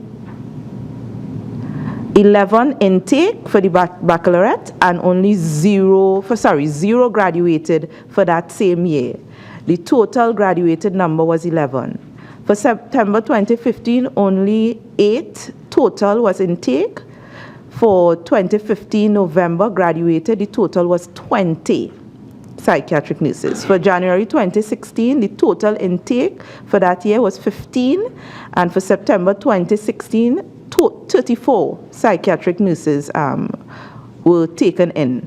For November 2016, a total of 17 graduated. That's the statistics for COSTAT. Now, what we were told from MTES, the Director of Nursing Education, Ms. Jocelyn Clark from her office, that they deal with cohorts. Previously, COSTAT took in cohorts, but they stopped, and it's whoever applied would have been granted to be a part of the program. The cohort for the Ministry of Health apprenticeship program was 60 students. However, we were told by the office that they could not meet that figure in terms of persons who applied, so it was under 60. They did not give the actual figure, but it was under 60. Senator Lewis has a follow-up? Yes. I just have a question. Have you done a gap analysis based on how many nurses that you have graduated and the need of the population? Well, what the problem is, we did not receive statistics from the mental hospital, the main unit, as to what their needs are, because you need to have that in order to know if there's a shortage. However, unofficially, because we were waiting for official information in order to present it here, we can only present official information. We were told that the shortage of RMNs are 25%, and the shortage of enrolled nursing assistants is 55%. But we wanted to have that officially so we can present it, but it will come after. All right, so thank you very much. You're welcome. If I can just come in here, because apart from the data that says how many persons would have been enrolled and how many would have graduated, there is a differential between your enrollment, those who graduate, and those who eventually receive a license to practice. For example, 100 nurses can probably graduate from any given school, but yet there is a licensure examination administered by the Nursing Council of Trinidad and Tobago, of which not all persons are going to pass with their first, second, or even third attempt. So that the data you probably would really need would be how many persons who are actually licensed to practice for the given years. And that, I'm here to say, is just about 75% of the total intake that Ms. Scott spoke about for the given years. So the numbers are smaller. Thank you very much. Everything that was said today was quite enlightening, and I do want to, commend you guys from all the work that you've done. Also, a lot of the work that you've done so far has been tremendously volunteerism, right? And you could never quantify volunteer work. Based on the feedback of treatment for persons with mental health care needed, most persons are put into a hospital, but what would be your recommendation? What kind of environment should be created to deal with persons with mental health issues? And that's for anyone. Well, that's a broad question, because mental health issues, it's so broad, it's so general. If we're talking about for those who are mentally ill, who would have received a diagnosis of mental illness, then clearly we would have to first go the route of an in-house, in-hospital treatment, diagnosis, treatment, with a proper discharge plan to get the person back into the community and back into their homes. If we are talking about mental health, even mental illness issues, which is much larger than admissions, then clearly there is need for the very things we spoke about: education in the schools, education in the community. I know there was a movement some time ago that spoke to the issue of decentralizing inpatient care. In other words, right now, St. Anne's Hospital has an inpatient population of about 1,000 on a daily basis. And there's a movement to get these patients out in the community. My question had always been, if you get them out from the institution into the community, do you have the necessary support? And a major component of that would be, you've got to go on a massive community public education program, because the whole issue of stigmatization and so on, you are now taking folks from an inpatient facility to put them in the community, and you are likely to get some resistance out there as well. Dr. Khan, you spoke about persons, one of the issues with persons with mental health issues, lack of coping skills, and especially in the persons between the ages of 18 to 26 years old. Now that we have a serious social media community that's growing, the coping skills will be at a disadvantage going forward. Do you all have any kind of measures put in place to deal with such issues? I will try to keep my comments as brief as possible, because this response could go for hours. But just to reference your previous question, and then I'll answer specifically about that. With respect to what treatment is needed for people with mental illness, because I think we have to also think about it as a continuum. So there are those who are institutionalized and will require institutionalization probably for most of their lives. So for example, the patients Mr. Murphy spoke about at St. Anne's. So, but in addition to finding places to house them and communities that will be accepting, I think we have to go further in terms of not write people off and think that they just need to be safe and be medicated. There are different levels of rehabilitation that's possible. We can have social skills rehabilitation for the severely mentally ill, where they can function, where they can perform simple tasks, where they can communicate with each other, they can perform activities, so that we can have some measure of quality of life, even with severe mental illness. Ward 12 and 13 at St. Anne comes to mind. I think the nurses are doing a fantastic job at what they have, but what we basically have are people who are just fed, kept safe, with limited quality of life. As we go down the continuum, for people who are high functioning, the vast majority of people with mental illness are not institutionalized. They are living, they're sitting, they're working, there are neighbors, there are friends, there are relatives. So in terms of those services, they have to be able to access services within the community. A small percentage of people can afford to go privately, but we need to have adequate public services for people, and there is such a limit. So in the breakdown of the figures we submitted to the committee, you'll see that there are no psychologists currently employed at Mount Hope. I work there, but I'm not employed by the RHA. I have clinical privileges, I supervise our students, I do some interventions, but there is no psychology clinic outside of what the program offers. What does that mean? People have very limited places to go. They go to Barataria Wellness Center, there's one psychologist. So in terms of what they can offer, we use that as a practicum site. So there are two of our trainees there as well. But in terms of what they can offer, it's very limited. You're cut off at the neck. In terms of what it's assessment, or when we think about therapy is not a one-shot. So what we're looking at is,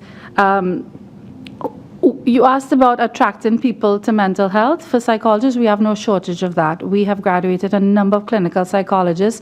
Many of them can't find jobs in the public sector. It's very simple. They cannot find jobs because there are no posts. So one of the strongest things I want to advocate for here is that we have a desperate need for psychology posts in the public sector. The Carenage Wellness Center was recently opened. They have not yet appointed a psychologist there. So all of the psychologists in the public sector are overworked, and what this does is it compromises the quality of service you could deliver. One clarification, Doctor, Yes. and that is, do you have a professional body called Professional Body of Psychologists, where in order to practice, you need to have certain certifications and certain hours of practicum? That's a very critically important point you're raising, because we are working on that now. the Trinidad and Tobago Association, while we're the representative body, there is currently no registration and licensure. And part of the reason for that has been in deciding what route we should go under, whether we should have our independent council or whether we should go with the professions allied to the health sector and medicine. So we are currently devising our scope of practice, and what that document does is entail who is entitled to call themselves a psychologist, what qualifications and experience they need to do that, and what remit they can operate in. And also as well, we currently have ethics guidelines, but we're also devising our code of ethics. This will help with this process, because then what will we need after agreements and understandings with the hiring bodies and agencies, with the ministries that hire psychologists to work with us. Currently, some of the ministries do, so we do get requests from our members to get letters verifying that they are members of the association because their employers have demanded this. So this has been a really positive sign for us, because we do need to have the profession regulated. With respect to the other services, just wrapping up with what we need. Currently, mental health has been predominantly viewed under a medical model. So it's the causes are biological, genetic, and therefore medical doctors need to deliver treatment. That has been changing, and I think many people recognize the role of nurses, social workers, occupational therapists, speech pathologists, and psychologists in playing a role. But there's inadequate multidisciplinary integration of treatment. So we do not have a case where psychiatrists and psychologists and social workers and occupational therapists are sitting down around a table and discussing treatment. We do not have established protocols of care. So for example, schizophrenia, this is what we think is the best practice in terms of pharmacotherapy, in terms of psychological therapy, etc. So what we need is more integrated care across the disciplines. Very few organizations in Trinidad have multidisciplinary teams. For example, the forensic unit at St. Anne's does, but clarification not again, Doctor. Sure. Can you administer a drug such as Prozac? Do you have that? No, psychologists are not in the business of administering drugs. We administer therapy, we administer assessment, and other such interventions. But and do you think you should, as a clinical psychologist? No, there is no need. Qualified? We have perfectly competent psychiatrists who handle that aspect of it. But as we put in our paper, all of the evidence suggests that medical treatment can be augmented with psychological interventions. And in fact, for subclinical, for those populations who are at risk, you need not intervene with pharmacotherapy. You can be treated with psychotherapy, and it can be quite effective. All right, just one question. Social media. I just want to find out how you're going to deal with persons' coping skills, coping issues with persons who are more inclined to use social media to communicate. So the social media has just sparked a ton of research now, both in terms of how it can be used to promote mental health, but also how it is a factor in people's decreased coping skills. So I think looking at the positive, social media is certainly an incredible tool that can be used. In fact, our Facebook page is one of our most popular tools. We share articles, we advertise events that are going on, we share what's going on with other agencies. So certainly in the consumption, and because more and more younger people use it, at 3 and 4, they're very tech savvy. So I think it's really important. Where we need to go with it is to incorporate that into our campaigns. So we have been trying to do that, but we're limited by the resources of the organization. But certainly, if there's an integrated campaign, because one of the things we have is we have so many little groups that are coming up. People are interested, they want to help, but that diffuses the resource, and we don't have a critical mass. So if we had an agency that would take the lead, and I think the state has to play that role, and committees like yours have to play that takes the lead in devising a campaign that other stakeholders now can just add on to, and it becomes a synergistic effect. So for example, World Health Day, depression is the theme. So if we have this national theme of depression, so therefore we have all of this energies from all the different stakeholders talking about depression, It's on social media. We have advocates. I know the ministry has done some videos with users, patient users and patient advocates, but I don't know where they are, and so I can't access them to be able to share them. Yes. Of the argument, there is Ms. Cox wants to come in, and then Brigadier Antwine. Senator Ayanna Lewis, are you finished with your questioning? One more. Okay, one more. Let's give Ayanna Lewis, Senator, opportunity to pose the last question. Yes, this is my last question, and it's concerning Alzheimer's, because we've been talking about mental health issues, and we've not spoken about Alzheimer's. And I want to find out if it is that in your line, different fields, how do you treat with Alzheimer's, and is there some kind of collaborative work with the Ministry of Health and the persons, if anything?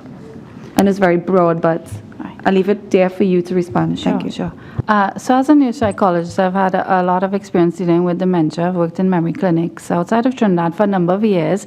So it is a growing epidemic for a number of reasons. With respect to our treatment, I think we're still, one of the biggest problems with Alzheimer's disease is people present to health services when they're already at a moderate to severe stage. And at that time, there's very little you can do.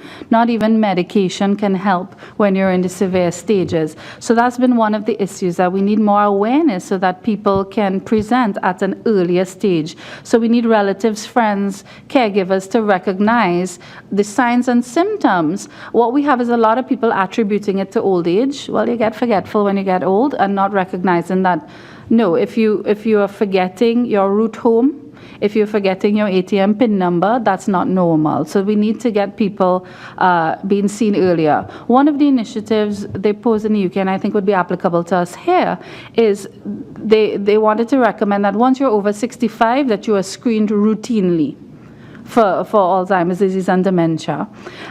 So with respect to, so there are two aspects. One, it's that early presentation and early diagnosis, and then the treatment and management. Part of the treatment and management is we need a lot more care facilities for people, not only residential, but day facilities. There are many families who are quite okay to take care of their family members, but they work. So during the day, they need somewhere. So I know that we have 1 or 2 senior day facilities in the country, but we need more of those with staff who can cater for patients with Alzheimer's disease. The other thing about Alzheimer's disease is, in its most typical presentation, often they lack insight. They don't know they have a problem. So therefore, the burden is on the caregivers, the family members who have to deal with this change in person and all of the support that they need. So we also need a lot of support for caregivers. One of the things that I'm currently working on, we have a research project that's currently going on where we're recruiting patients with memory problems and also normal healthy people to compare them to. We're looking to identify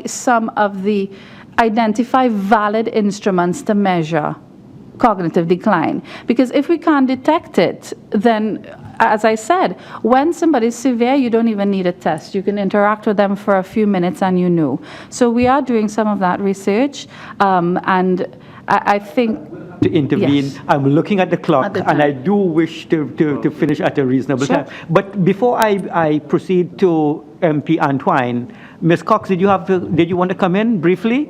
Okay. Yes, right. Briefly. So because, after you come in, then MP Antwine will have the floor. Because Ms. Khan offered, because we did not speak much about the facilities, yes. And one of the suggestions in our trust for decentralization, having day centers, just as she said there, it was well explained. Also psychiatric inpatient units within the community near to the person's home.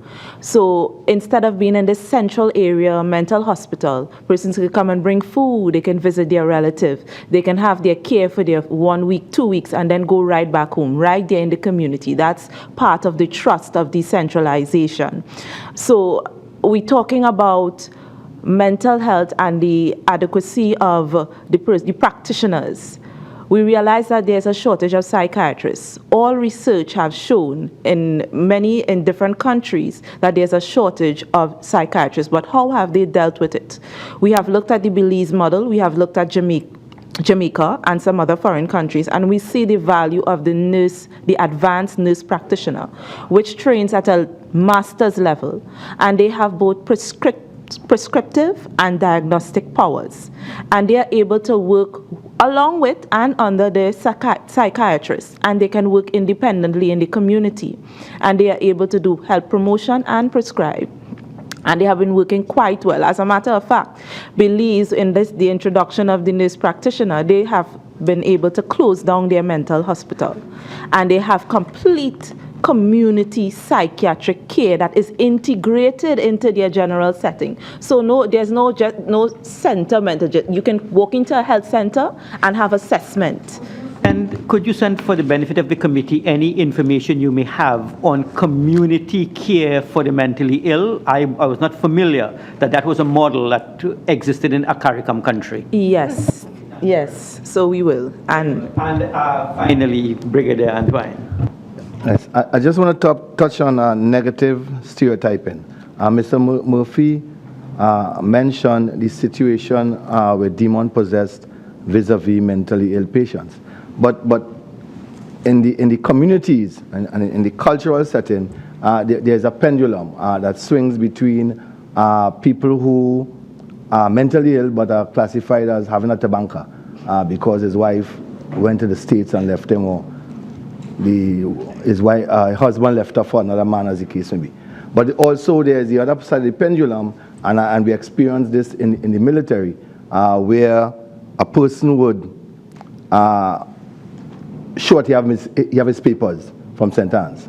So therefore the military may not discharge you, but then you are prevented from coming close to weapons, and the case may be, and you just carry on your life as we call a barrack room assessed soldier. So you just work in the barrack room. So there's a pendulum in terms of the communities. My question is, as different organizations, what are we doing with the negative stereotyping of mentally ill patients? Is there any program to deal with that, to educate the communities that these people are, in some instances, are not violent, as the case may be, but they would interact better if they are closer to their communities and their families, as the case may be? Is there any program afoot to deal with that? So, a brief response with respect to the behavioral profile of a mentally ill patient. Do you think there's a need for a public education program to disabuse individuals that mentally ill people are behaving in a particular way, that they can look and behave normal? What a program, and so who should be doing that program? Well, there is definite need. And the first place we need to begin is to stop the labeling about them versus us. Because any one of us can become mentally ill in the morning. In fact, three of us here statistically perhaps would be suffering from a mental ailment. And 15 of us divided by 5 would be 3. I don't know which 3, but I don't know either. Right. But if we have to use the Diagnostic and Statistical Manual on Mental Disorder 5, published in 2014, there are over 18 categories of mental illness. That works out to over 375 discrete diagnoses of mental illness, which means that the statement we made a while ago could very well be true, and in fact it is true. So we need to stop the labeling. It's not going to happen overnight. It requires public education program. We've got to get into the social media. We've got to get into the traditional media. We must get some airtime. We're going to send our best professionals in. We've been doing it, but I think we need to increase the numbers and the frequency. I will ask Senator Amin to come in, and then MP Jennings-Smith. Chair, I have several questions, but they really just are very short and answers. I want very short responses because we do want to finish at 12:30. You indicated that there is no register of practicing psychologists in your report to us. If you can briefly indicate the reason for the delay, and in the absence of such a register, what mechanism is currently utilized by the association to record and to track practicing psychologists? Big one. Very briefly, why there is no register? I think the fact of deciding which route to go in terms of being independent or going under the current act has been a significant factor. under my stewardship, we're going to pursue going under the existing act. So hopefully that should change. We're having a public consultation with stakeholders in a few months' time to discuss that as well. And the latter question as to the breakdown of psychologists. So we based on what we know about who is graduating from the programs, so from USC and UWI, which are the two programs that graduate professional psychologists, counseling and clinical psychologists. So we have figures for those. And we also have figures for our historical membership, so 200 to 300 roughly over the time. So we can give further estimates of how many clinical counseling, educational psychologists, school psychologists, work psychologists, etc. And you also indicated that the legislation with regards to the Trinidad and Tobago Immigration Act, yes, that it was so archaic and obsolete. Yes. Has the association been able to make any headway with its representation to the Ministry of National Security or to the Office of the Attorney General to recommend that the Immigration Act be amended to reflect the contemporary views of, in terms of mental illness? No, we have not, and it's something that we have to do. We're currently, most recently, we have been participation in the discussion on child marriages, so we have submitted our comments on that. We're going to submit based on the current discussion that's taking place in Parliament. So we have been tackling the Child Marriage Act, and we are quite firm in our position that it should stay, it should be 18 and no younger. And with respect to this Immigration Act, it's not one that's regularly discussed. I don't think many people even know that we have this statute on all our books. So yes, I think one of the barriers is because we are a voluntary organization, only supported by financial membership, which varies. So something in that response, we would want to have the assistance of a lawyer. So I think so it's mitigating those, but we will certainly start with just a letter to the AG's office saying this exists. We think it's negative for all these reasons. We hope something can be done about it. My other question is with regards to the nurses and perhaps the you spoke about the absence of posts for psychologists in the public sector. My question relates to nurses, psychiatric nurses. And in many other spaces in the public service, there are a number of positions that exist but are vacant, while you have a shortfall and those who are in the system are overworked. What is the situation in terms of the number of nurses, trained psychiatric nurses, who are practicing in public institutions? Are the positions generally filled? Are there shortages? Yes, briefly, well, first begin, I think we should start with the Chief Nursing Officer. That post has been vacant for the past 2 years. And that post is supposed to be at the ministry, and that is where association like myself and other parties would be making our recommendations to get to the minister. So that post has been vacant for the past 2 years. So that has caused a number of problems. With regards to psychiatric posts, from the minute the individuals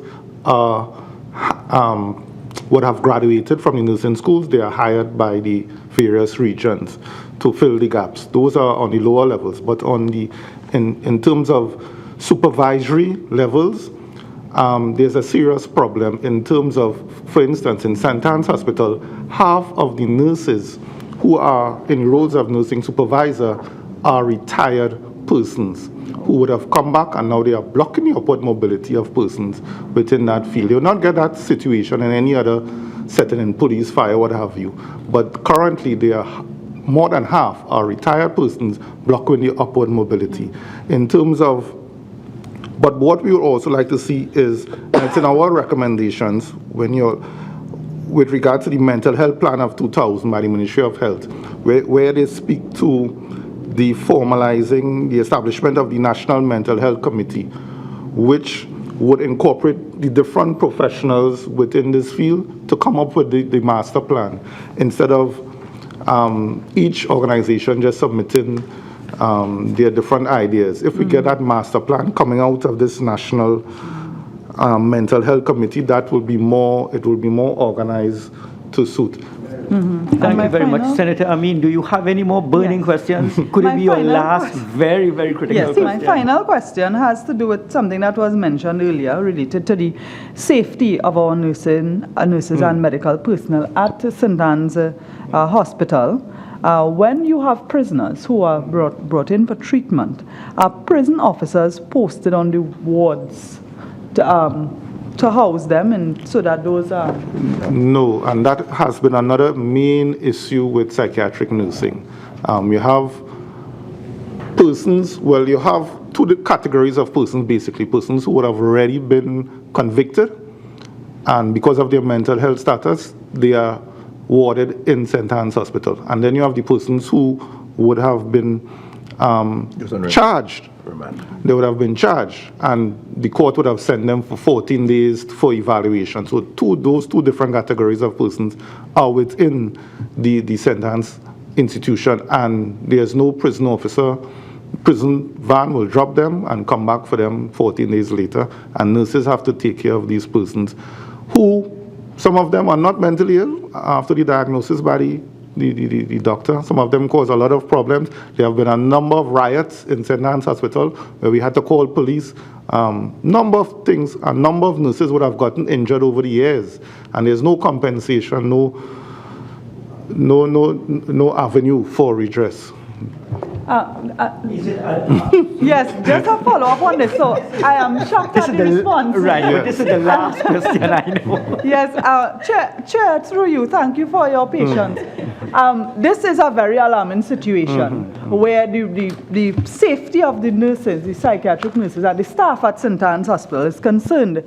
Does the hospital itself have any mechanism to treat with the safety regarding these criminal people who are accused or convicted, who are brought to the hospitals to ensure the safety in the absence of prison officers being posted? Special security arrangements or staff?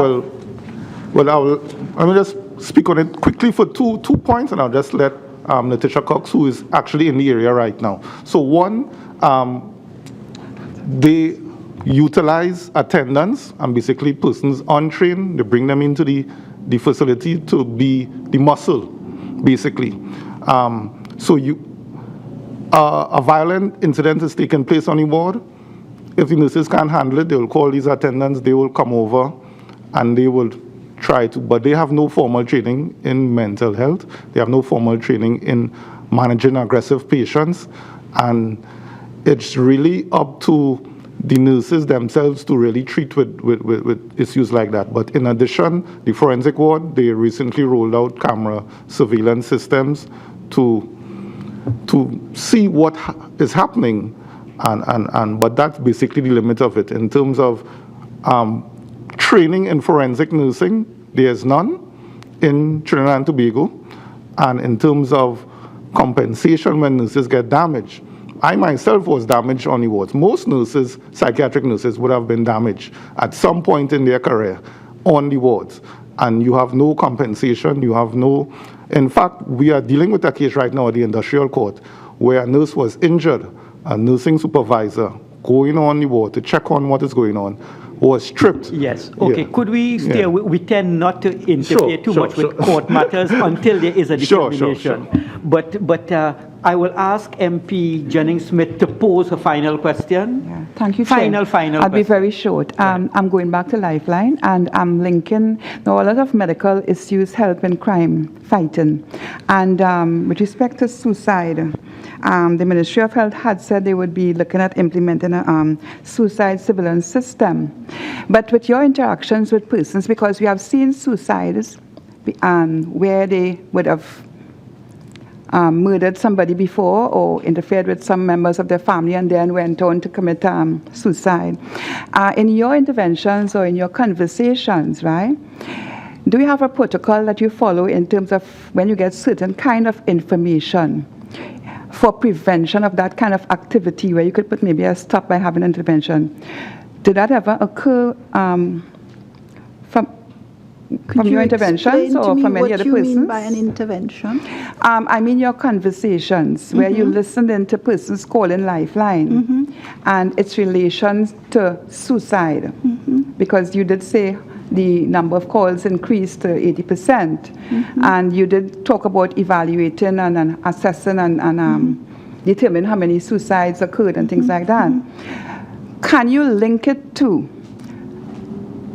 the prevention of suicides in terms of its relationship to a person committing suicide but prior committing murder? Yes, you can, because sometimes... And what kind of intervention you have with the Ministry of Health? It doesn't go to the Ministry of Health in that case. What you do have is a person who would ring and say that I either commit suicide or I kill somebody. And in talking to that person and in listening to that person, they would finally get to the stage where they say, look, I will do X, Y, and Z instead. And you then follow through with that person. But if they are really determined to do that, they will not tell you who they are or where they are. So they'll make sure that you cannot track them. They would do that. The person has the right to anonymity. And therefore, we would, if you're talking about for the Ministry of Health, when it comes to somebody says, I will kill somebody, just the same way as I will commit suicide, you don't let them go until they felt better. But to say if they are determined to do that, they will make sure that you can't track them. Can you say from your experiences, because you would have had the facts, that you could have linked it to any time when you saw suicide committed followed by murders or murder? You can't say because you wouldn't have known who it was. The person wouldn't tell you who they are. Thank you very much. We are past our time, but as chairman, I do have some flexibility, and I will exercise it. So what I will do at this time is ask members of the visiting panel to give us any brief closing comments they may like to leave with us that did not get discussed in the deliberations. Yes, a representative from the nursing associations, a representative from psychology, and the Lifeline representative. So could we get a representative from nursing to leave us with any closing comments that they may wish to have? But perhaps.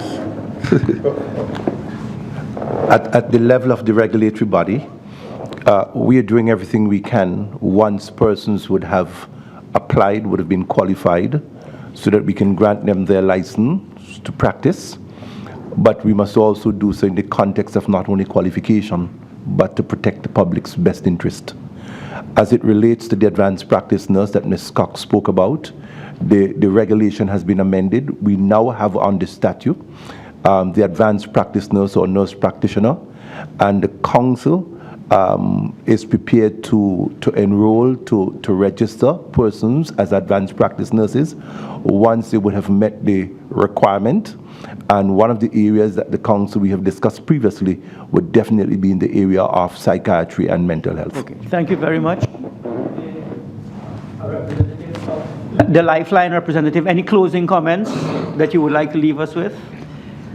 Basically one, that I hope that out of this, that you will take a very active role in breaking the stigma associated with mental health. Very well, thank you.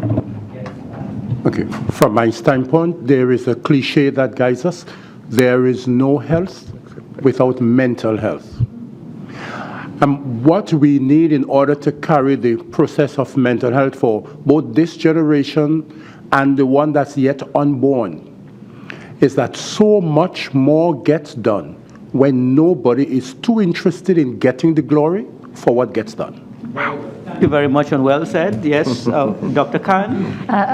Thank you for listening to us today. And I think, apart from all the detailed comments we sent in, what I'd like to see is is after this some continuity. So TTAP is very willing to continue to partner. We're very willing to participate as wherever we are needed. And I really do want to advocate for this committee having a say in terms of extending or expanding the range of services that are available in the public sector. Very well. Any other comments? Democracy reigns in our committee.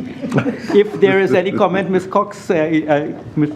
I just want to pull something from the Welsh committee. One of the findings and one of the things they're looking at is how to deal with the doctors who pursue private practice while in government employment.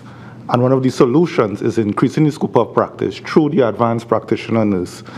And so they will not have that stranglehold, because basically what it is, the doctors will walk out if you limit them to government practice only. But if you have a cadre of professionals who could take up that slack in psychiatry and in a general setting, which is the nurse practitioner, which has been working successfully throughout several countries and even in the Caribbean, namely Jamaica, that problem that the minister has with rationalizing that system could be solved. Okay. Could you elaborate on that, just for my edification? How will that work? Is it that you are saying that the nurse practitioners can also work in the private sector? No, the nurse practitioners will take up the workload, because there's currently a shortage of... Very well. Yes, not house officers, but consultants, but the nurse practitioner. So could freeing fill up the some of- medical doctor Yes, to undertake private practice. Yes, and Ms. Cox, I know you wanted to say something. Yes, Chair. Just as he said that there, do you know in the international community that nurse practitioners have nurse-led clinics? Yeah. They are well trained, but they'll collaborate. You see, we have to come back to the place where there's this camaraderie among professionals. We are not at war with each other. We are lending that support and education. So there are nurse practitioners internationally working in a private setting. Yes. I would also like to say that, just like Ms. Khan said, I would love for this to continue. And we would be invited again so that we can really share and make an impact in the community, because it's in my heart for the children and the adolescents, especially the teenagers, to reach them. So I applaud this committee, this forum, and I hope it continues and is successful. Okay, thank you very much, Ms. Cox. As is customary, I start a committee hearing not knowing very much, and I end it with knowing a little bit more. What have I learned, and committee members by extension, over the last couple hours of deliberations? We do basically need to consider having a special ward for children who need institutional care or hospitalization. We certainly need to encourage more individuals in the medical field to pursue the field of psychiatry and to look at whatever impediments may exist there.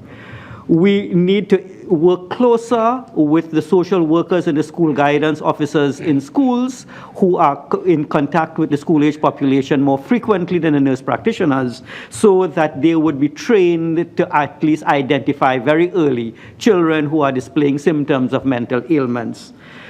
With respect to Lifeline, I was very surprised to learn that the private sector is not more heavily involved in financing this particular NGO. So it's something we need to be looking at to what extent we can actually encourage the private sector. There are certain incentives which can be provided at the level of the parliament, which will encourage private sector to be more involved in NGOs, such as tax concessions and so on, something that we can be looking at.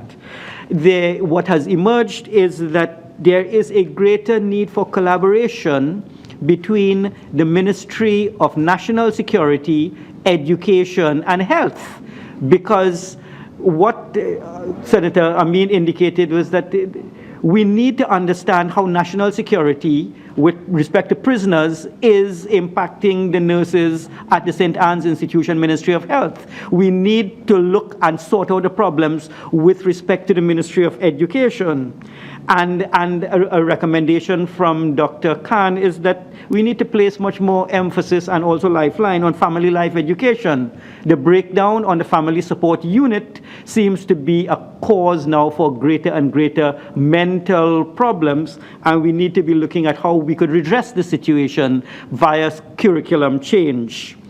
We need to advertise more for psychiatric nurses. That seems to be something that ought to be part of policy, that specialist psychiatric nurses we advertise for.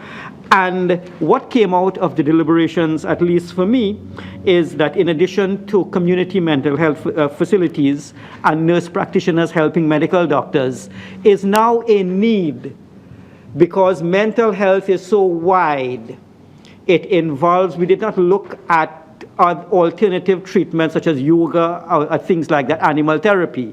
But I think there is a need for there to be an association of mental health workers in Trinidad and Tobago with its own social media pages made up of the medical professionals, the psychiatrists, the psychologists, the mental health nurses, and individuals who may be engaged in alternative therapies, and with that association coming together maybe on an annual basis to interact, we should be able to determine what is the way forward with respect to the assistance that each can give the other, so that ultimately the health, the well-being and the wellness of the mentally challenged in Trinidad and Tobago can be addressed.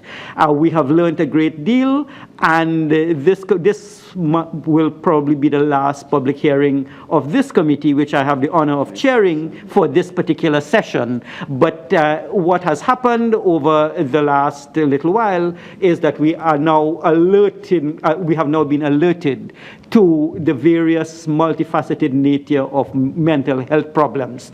And we are going to be looking at what we in the Parliament can do with respect to legislation and also with respect to public policy on how we could provide to the national community an environment where mental health is treated on par with other aspects of health, and where the mentally ill in Trinidad and Tobago can receive the kind of services that a developed country ought to receive. At this time, 12:47, I call this meeting to a close. The conversation has now started, and I want